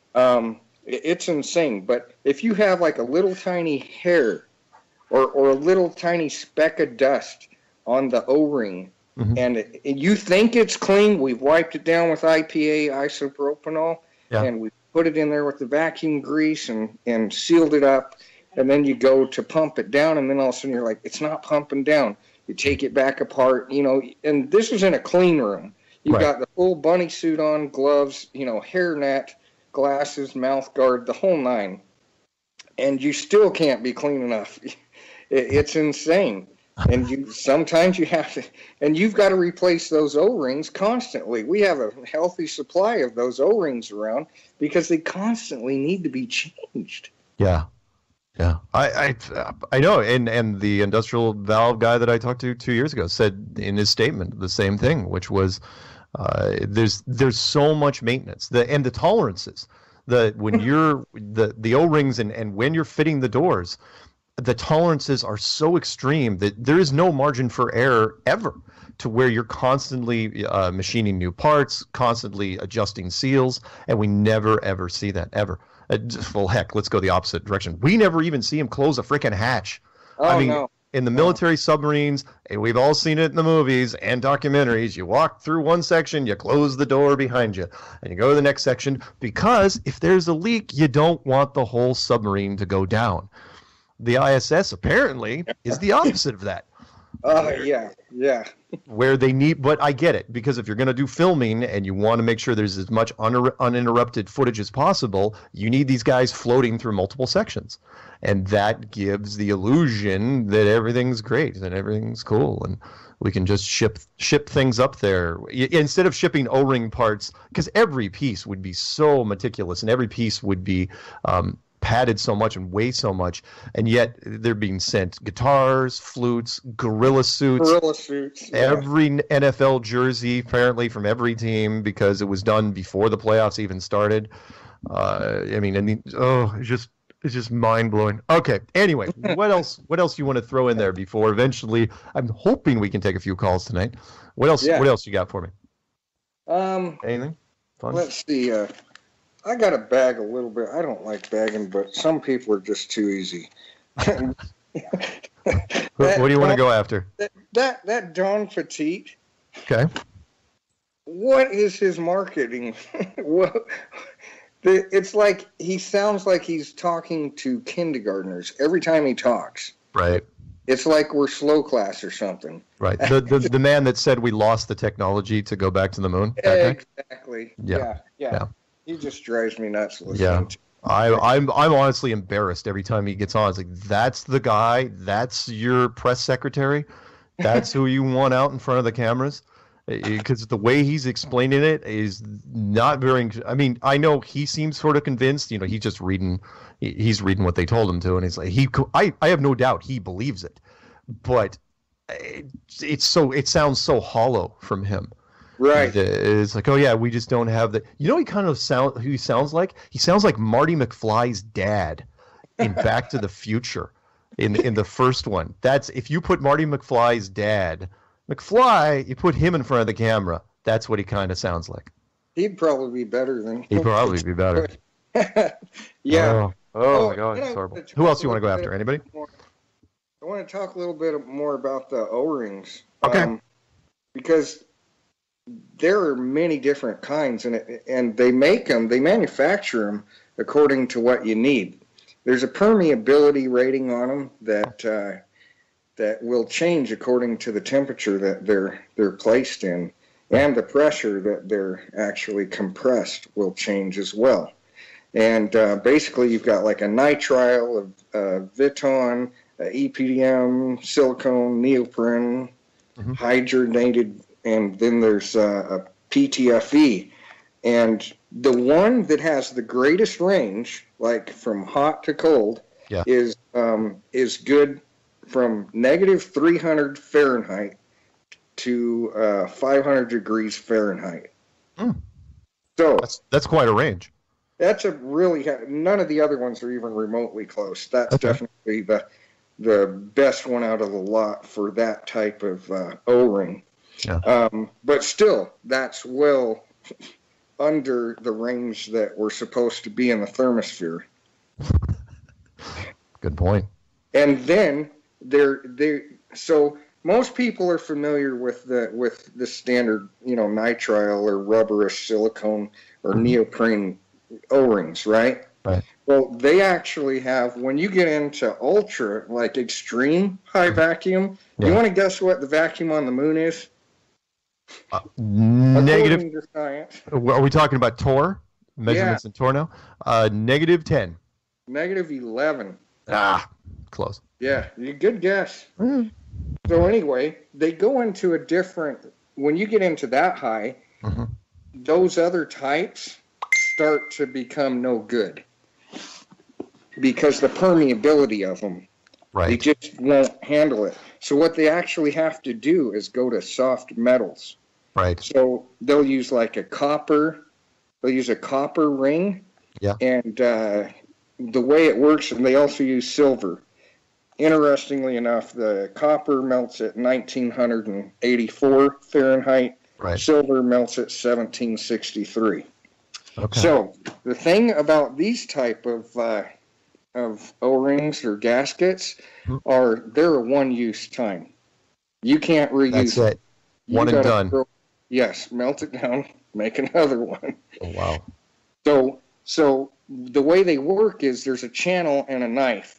So the knife, you place the O-ring over that channel, and then the knife portion, which would be like on the lid, would press down into that, and that would create your seal.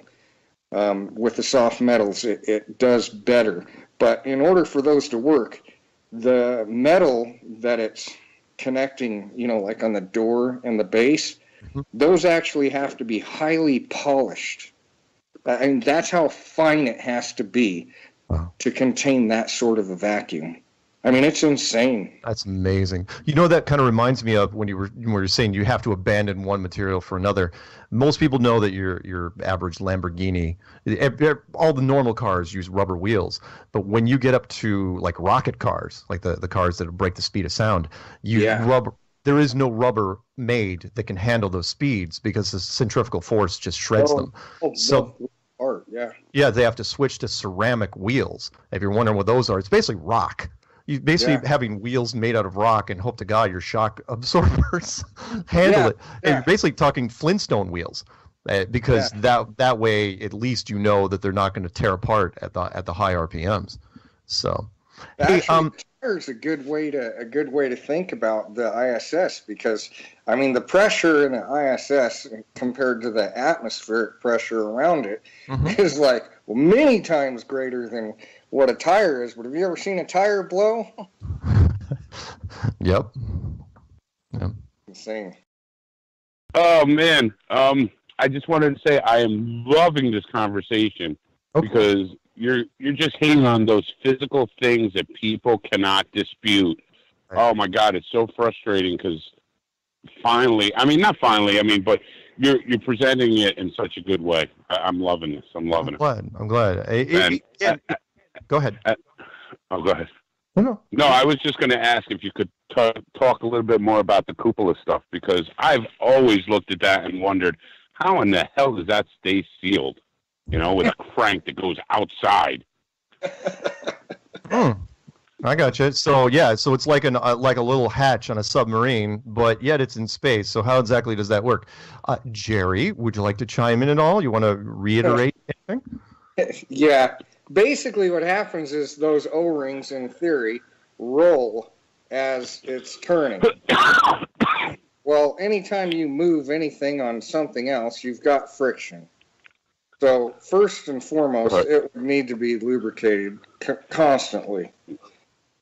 Second of all, that pressure on those O-rings would not be a loose connection. It would have to be fairly tight, probably extremely tight. When I would close up a chamber, for instance, we had one tool, you'd have to go down and you'd have a torque spec for that. And you would have to do it much like you do a car tire. You do the star pattern so that it all lays down evenly so that there's not an uneven surface. And so those things have to be adhered to or it's not going to seal up right. So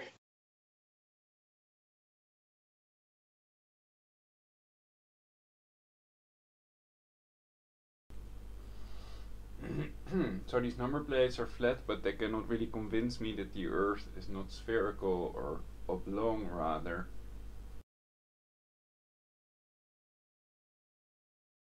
To have something rolling at that high of a level is just ridiculous. So I already know for a fact the Earth is spherical oblong. So I only listen to this for information about SpaceX and NASA being a hoax. Also proven by the vacuum, but the main thing is sound on the moon. NASA's own videos with sound on the moon, which is impossible in a vacuum. That proves beyond any reasonable doubt that the Apollo moon landings are fake. But I made top 10s, and some people leave it out of the top 10 that there is no sound on the moon yet. In NASA's videos we hear sound when they move a plate and when they throw a cable, etc. We hear it hit the set in the lunar rover, which seems to be made out of papier mache or something.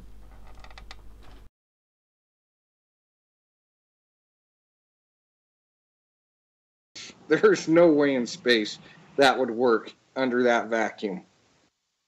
But it would work in an underwater training facility. Exactly. Yeah. Correct. Yeah. It works in the pool. It does work in the pool. It would work if James Cameron was directing Yeah, it. that's awesome. Yeah. Or Michael Bay. Michael Bay, yeah, if he was directing it. Whoever's shooting this thing underwater. Sorry.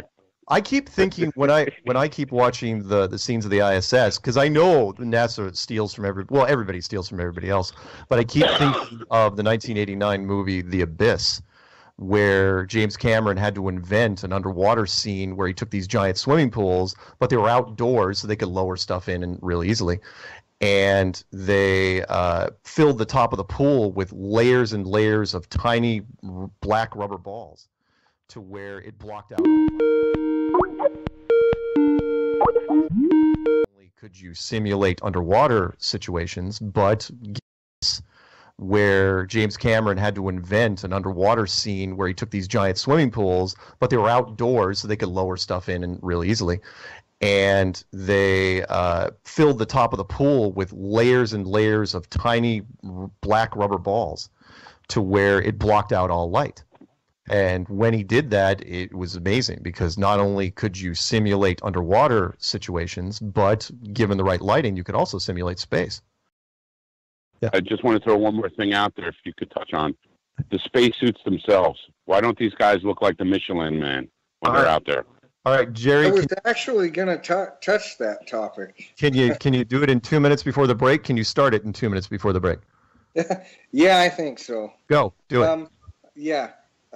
From what I've seen, I don't know how you'd come up with a material that's stitched together, and let alone just be a material that's not aluminum that would hold up to that kind of vacuum. I've never personally wanted to see how it would perform, but I don't see in my mind how that would work. If the torr is that high, the vacuum it would totally be the Stay Puft Marshmallow. And they, and their argument is, we pressurized the suit. Okay, so you're making it that much even greater because you're putting more pressure in there. So theoretically, that extra pressure should be pushing out on it even further because it's putting more force in the outward direction. Yep. Right. Okay. Yep, I totally believe it. Yeah, in fact, awesome. Wouldn't you have to treat it kind of like a deep diving suit where it's all metal, in very, very small sections of moving parts? Yes. What was it, a gym diving suit, that big metal one with the hooks, rotating balls on it? Everything is super heavy. Because, I think you're right. What stitched material out there, what soft material can counteract a vacuum? Can counteract a -9, -10 vacuum force. How is it? And then you look at all the seal points, the points for error in seals. I mean, they've got like 4 cuff lengths of seals at different locations just in one arm alone. You got the glove, you got the elbow, you got there's like a center cap that connects the arm and the shoulder together, and then the helmet. It's like and then they kind of brush over the pants section and the shoe. So, and then how do you transfer the heat? We've heard the story of the astronauts, I guess, sublimating water out of the back of their backpacks you know, to create that differential. But I still haven't heard it from anybody, a vacuum expert. Let's talk, you know, refrigeration, climate control. What you got, Jerry? Yeah, I think. I didn't have to do a lot of climate control with what I had. We had a bake-out process that we would actually use to help bring the chamber into vacuum, because, like, say I would clean a thing or wipe a chamber down with IPA, that would still leave some moisture in there, and we would bake it out to help speed up the process, because that would severely dampen the pump down time. Pump down time was huge in the semiconductor industry, but I didn't do. I don't want to touch into an area that I really didn't deal with. Okay, that's all right. I wasn't in HVAC, you know, where I was doing, you know, heating and cooling scenarios. So I can't speak a lot. Sure. I just heard. Yeah. I heard a guy who called in on Mark's show. He had referred to himself as being a refrigeration technologist, and you know, he was also questioning, you know, where does heat go if it isn't truly a vacuum? And don't, you know, as kids, don't we get that? You know, I'm old enough to remember the actual glass vacuum bottle you'd have, you know, with that little glass plate. You could actually replace that if it broke. You know, you could pull that out, put it back in, and your soup would be hot all day, or your, you know, whatever you had to keep cold all day. Wouldn't, you know, I've heard that, I don't know if this is accurate, but the human body puts out something the equivalent of a 100-watt bulb. Now, you got, you know, a number of astronauts in there. It's just going to continue to heat up and heat up. And I remember, and this is, gosh, many years back, because NASA's been pulling this garbage for years, but there was something about the air conditioning had failed, of course, and the astronauts were getting all hot. And, you know, and then at the same time, they're telling us in Apollo 13, you know, they're freezing. Then you got the whole rotisserie thing where we spin you know, we're spinning the capsule, you know, keep it, it's like, it's a rotisserie. I spin my chicken, it cooks on all sides, you know. So some of this stuff ends up, you know, just the same ludicrous, transparent stuff that they spin to us. And I think they're just really counting on the fact that people are lazy. You know, no one's going to, they're just used to getting their news, you know, oh, sure, this is what it is. It, you know, here's Mars, Pluto on, you know, the picture of Pluto on Pluto, you know, just gotten pretty ludicrous, as it were. Right. Well, go ahead, Jay. Oh, okay. I was going to say, we did kind of, I don't know if you heard that talk earlier, and I don't know which aspect you were questioning, but, you know, as your vacuum does go down, boiling point's definitely lower in temperature. Sure. So yeah, but you got. Alright, these astronauts that supposedly exploded are still alive. You see, so they do mix some interesting truths with their flat Earth lie. And let you go off when I want to say with their flat Earth lie. Synthetic telepathy. But you cannot fool all the people all the time, creep. You got to realize that chamber is, you know, maintaining atmospheric pressure. So, you know, inside it wouldn't necessarily be affected. I think the only thing that would is if that sun's hitting, you know, the way they say it hits, it should be. They should have some pretty serious heating and cooling problems if things work the way they say they do. Right, and you got a big question here because go ahead, Chip. Oh, I was going to ask a slightly unrelated question. He had mentioned guitar manufacturers of tube amplifiers, and I just wanted to know what the torr level over the average vacuum tube was.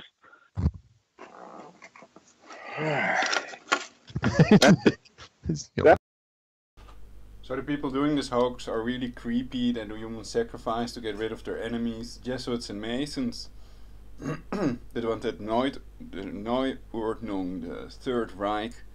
They want a Neuordnung, Third Reich, a global government, a new world order. So it was the Jesuit Holocaust.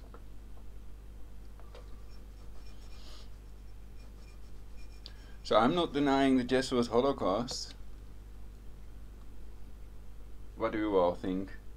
Of course you're not gonna respond because you don't want to prepare for a possible world war for Iran and you'd rather die or whatever perhaps. But my point is the people doing this are creeps. They get off on torturing little children to death, eating infants, and their military order posing as a Christian order. So I'll keep on exposing them because they have tortured my mother to death and my teeth out of my mouth with directed energy weapons. and that beam was partially deflected by a grounded Van de Graaff generator. So apparently a Tesla plasma shield is not the only thing that can affect these scalar waves, also known as wireless energy of Nikola Tesla.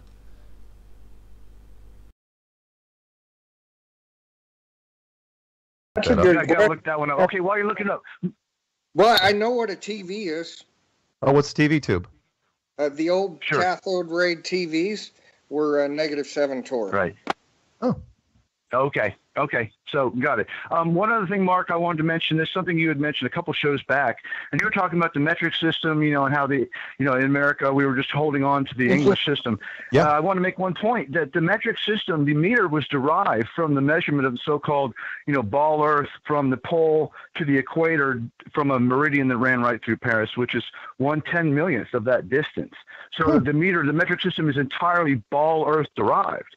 Whereas if you look at the, say, English system, it was the cubit, it was the human body. The inch was the length of a digit in your fingers, or roughly so, and weights and and the measures foot, and so forth. and One appears more divinely, referred to, and the other one is clearly based entirely on the ball Earth. So that's what? That's more,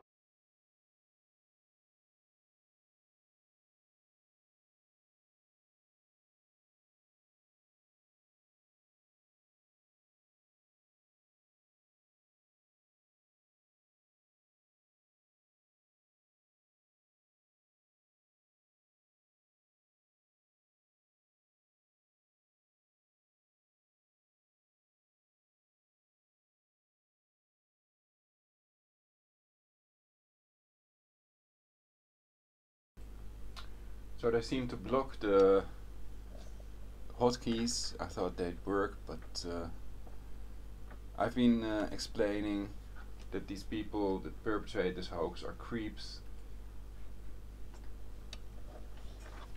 And possibly these flat earthers are as well, of course. They are trying to help them with their cover-up by mixing these truths with the lie that the earth is flat. You see that message constantly, almost constantly across the screen. It's flashing to brainwash people with the lie that the earth is flat. So it's done by the NASA Masons and the Jesuits that want that Neuordnung, the Third Reich of Adolf Hitler. That's why they did their Jesuit Holocaust. So we're due for another third Jesuit World War. And I hope you all are prepared with that radiological water filter. So people that didn't murder my mother and tortured my teeth out of my mouth, my teeth were tortured out with directed energy weapons, as explained in my previous broadcasts, and they are deflected by a grounded Van de Graaff generator. So that may mean that a Tesla plasma shield is not the only thing that can shield you, protect you against scalar waves. There may be other ways, and you can easily experiment with that. It's Nikola Tesla's wireless energy, also explained by Professor Mile. But you don't need his expensive stuff. You can easily make a coil. You can easily make a coil and produce your own scalar waves. And note that the neural network is trying to cover up keywords I speak by, for example, controlling people in my environment. And also they're using Skype for that. So it's done by Satanists, satanic pedophile, cannibals, the pedo, homo, necro cannibals, the Jesuits, in control of the Masons that they use as slaves, and then they get rid of them to leave no trace of evidence. And I've covered their extreme Jesuit oath, the Illuminati Luciferian oath, and the blood oath, Illuminati blood oath murders, all in one broadcast, as you can see. So I suggest you watch that. It's important stuff for the 7 billion people of planet Earth, for their future, to get control of the factors that control aging in time. Otherwise they all die, including the Jesuits and Masons.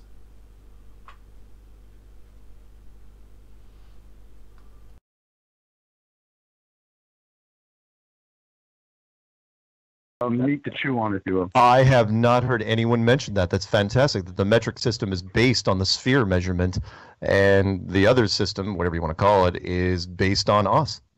That's great. Yeah, I love yeah. that. So I just that's another, like I said, more arrows into the fire, if you will. Oh, that's good. Yeah, yeah. All You right, know I'll me. let I you- love arrows hey, into the fire. I will say this, that this vacuum thing has always sat with me, because the idea of an infinite vacuum, and Mark mentioned the Michelin Man thing. Ralph Renee, God bless him, before he passed away, did a video in which he put a rubber glove and he built his own vacuum chamber, and he put his hand in. He said it was like steel. He said he could absolutely not move that glove. So wouldn't a high vacuum like that make these things into essentially rigid structures, right? Absolutely, yes. And that you got to realize that wasn't even down to one tour. you're not even in the ballpark of what the vacuum of space is. I mean, you have no comprehension how radical that vacuum is. I mean, you look at the chambers. Oh, well, they're telling us.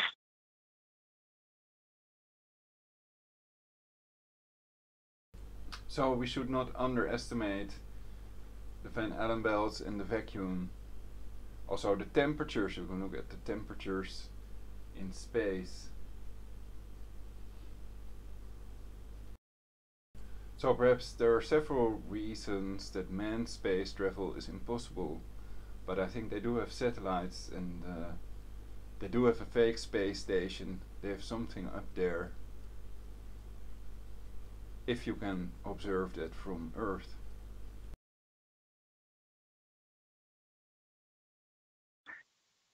If you talk about an infinite space, the vacuum would have to be near infinite, by definition. Any equation you punction, you put infinity into is going to kind of level that equation right out off the bat, I would think. I was thinking about something before I went to the conference, and it was about, because people are saying, are you launching?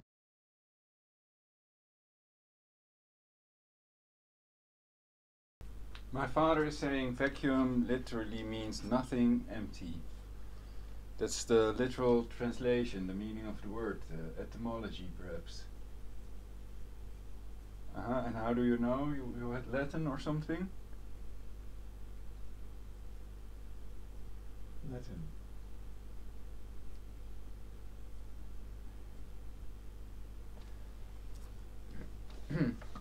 Okay, but there's nothing else you wanted to say about it? No. On YouTube, okay.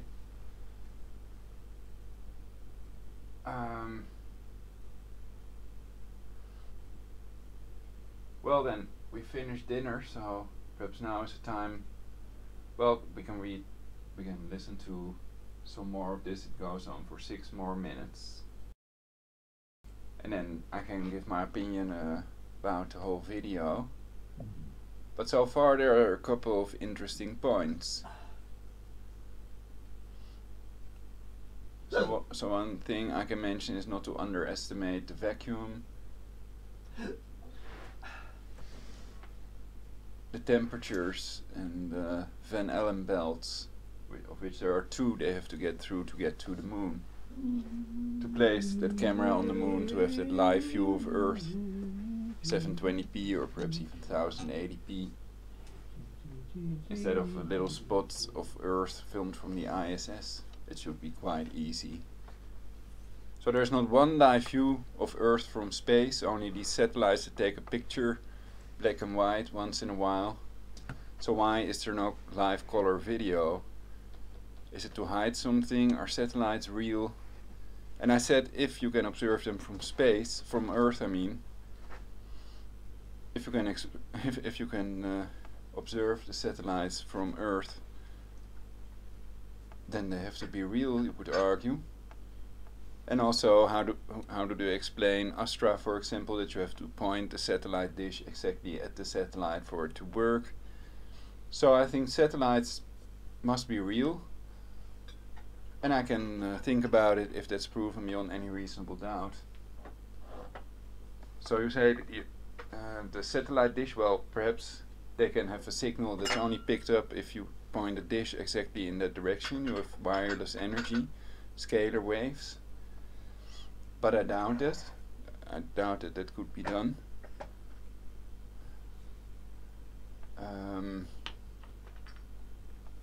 Secondly, you can observe the satellites from Earth. Also by taking pictures. They're geostationary, so the stars will appear as stripes, while the satellites will appear as little dots because they're geostationary, and the stars seem to move because the Earth is rotating.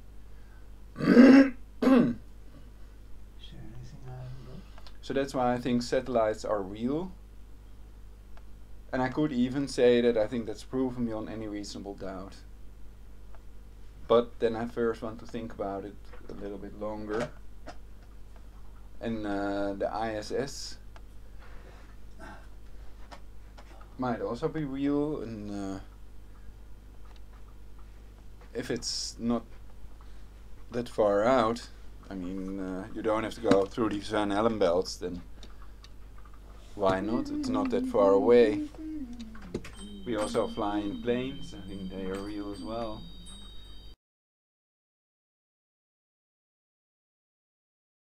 This big war against science. I'm saying no, I'm not. You know, we all work with science every day, and there's some really great stuff that has come from science. What I don't like, and Robbie Davidson touched on this, was the idea of scientism, where science starts to make leaps of faith where they shouldn't. The biggest, of course, is that Neil deGrasse Tyson said that science is true whether you believe in it or not. And I thought that was one of the most arrogant things I've ever heard. And if Neil is ever listening to this, or any other scientist for that matter, let me throw out another name for you, which, in fact, you, Jerry, may know this name, and that is Kelvin. Yep. William.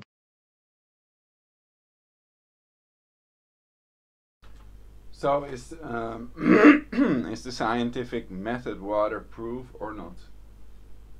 Let me know what you think in the comments, or Skype Prologic999. And I blocked the Skype callers because they used rude words, and I'm broadcasting, so I cannot have that in my broadcast. I already taught them about it, and I have removed the video. So I'm avoiding. Of course, you can always remove the video afterwards, unless it's live and you have loads of viewers. Then perhaps, I don't know how fast YouTube can remove a video if they also do it to live videos, but I doubt that. So anyway, let's continue.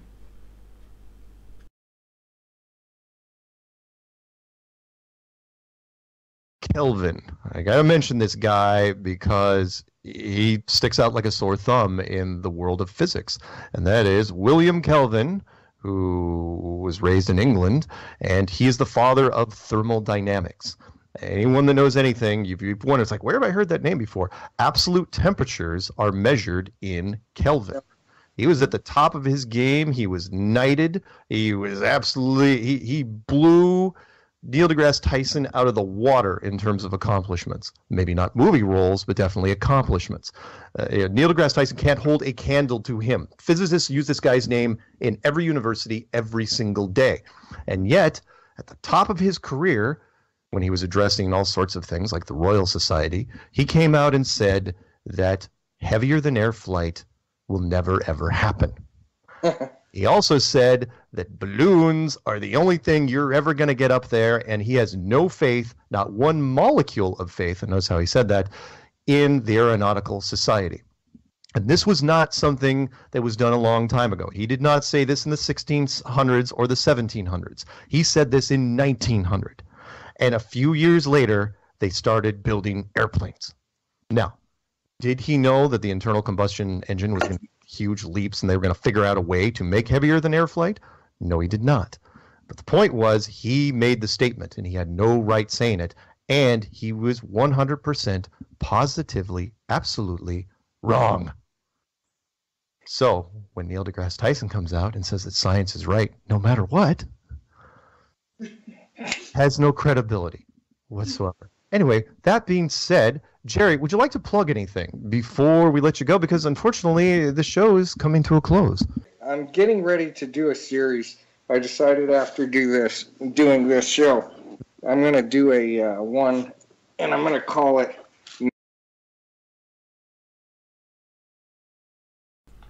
But basically it's another good point, because loads of scientists are lying. They are also spreading these chemical cancer-causing prescription drugs to depopulate Earth. And they lie about the fact that we're not overpopulated. They pretend that we are. So watch out for these people that think they may kill and torture to get more power and wealth, and pretend to be doing the opposite. The ones that tell you who your enemies are, but are never the ones to fight and to die, these Jesuits and Masons. And prepare for a third Jesuit World War, because these pedophiles want to survive it themselves. It's easy for you to survive as well. All you need is a radiological water filter and some storable food. NASA, pass or fail. Nice. That's awesome. All right. That's awesome. And basically, I'm going to treat them like they're my student. And we're going to run them through scientific tests and say pass or fail. We'll go over the seals and all different kinds of things. That's great. I'm looking forward. Is that going to be on your Globe Vandal? Yeah, Globe Vandal Demaz. And check out the other two, because I've got like 4 or 5 videos on there, I think. But the good ones are the Real Men of Genius. They're pretty funny. They're just short, like 2-minute videos. They get the point across in a humorous way that, you know, that one way or another you'll enjoy it, even if you don't believe it. So awesome. I'm looking forward to it. Sounds fun. And thank you for coming on, and thank you for reaching out. We're heading out of here. Say goodbye, Jerry. Goodbye. Once again, take a look at my NASA's Mars Picture Taker guide by the Globe Vandal. Thanks for having fun, and have a good night. All right. I'll be here next week. Same flat time, same flat channel. See you, everybody. Stay on for a sec, Jerry. What is this? Is that a model of the flat geocentric Earth?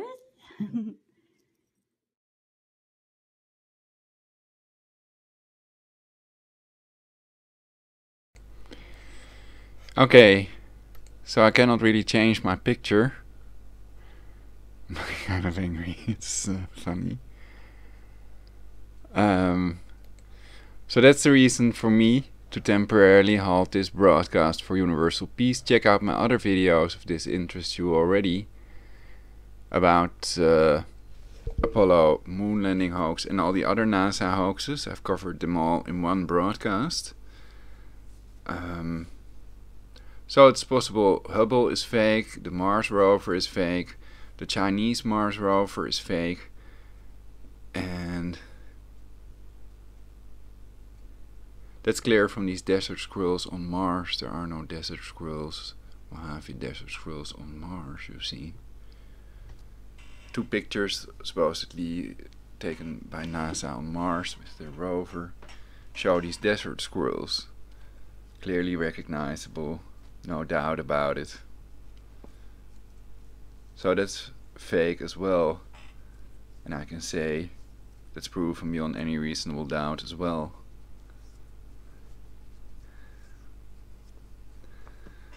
So, some new conclusions you could argue. I hope you all enjoyed this, but it's again one of my worst broadcasts. I have a new computer and I have to get used, and I'm also setting up and doing other things, so that's why the broadcasts are not as good as the ones on my other channel, or BC Hoffman, for now, but they will be even better. So I'm going to crank up the quality slowly but surely for universal peace.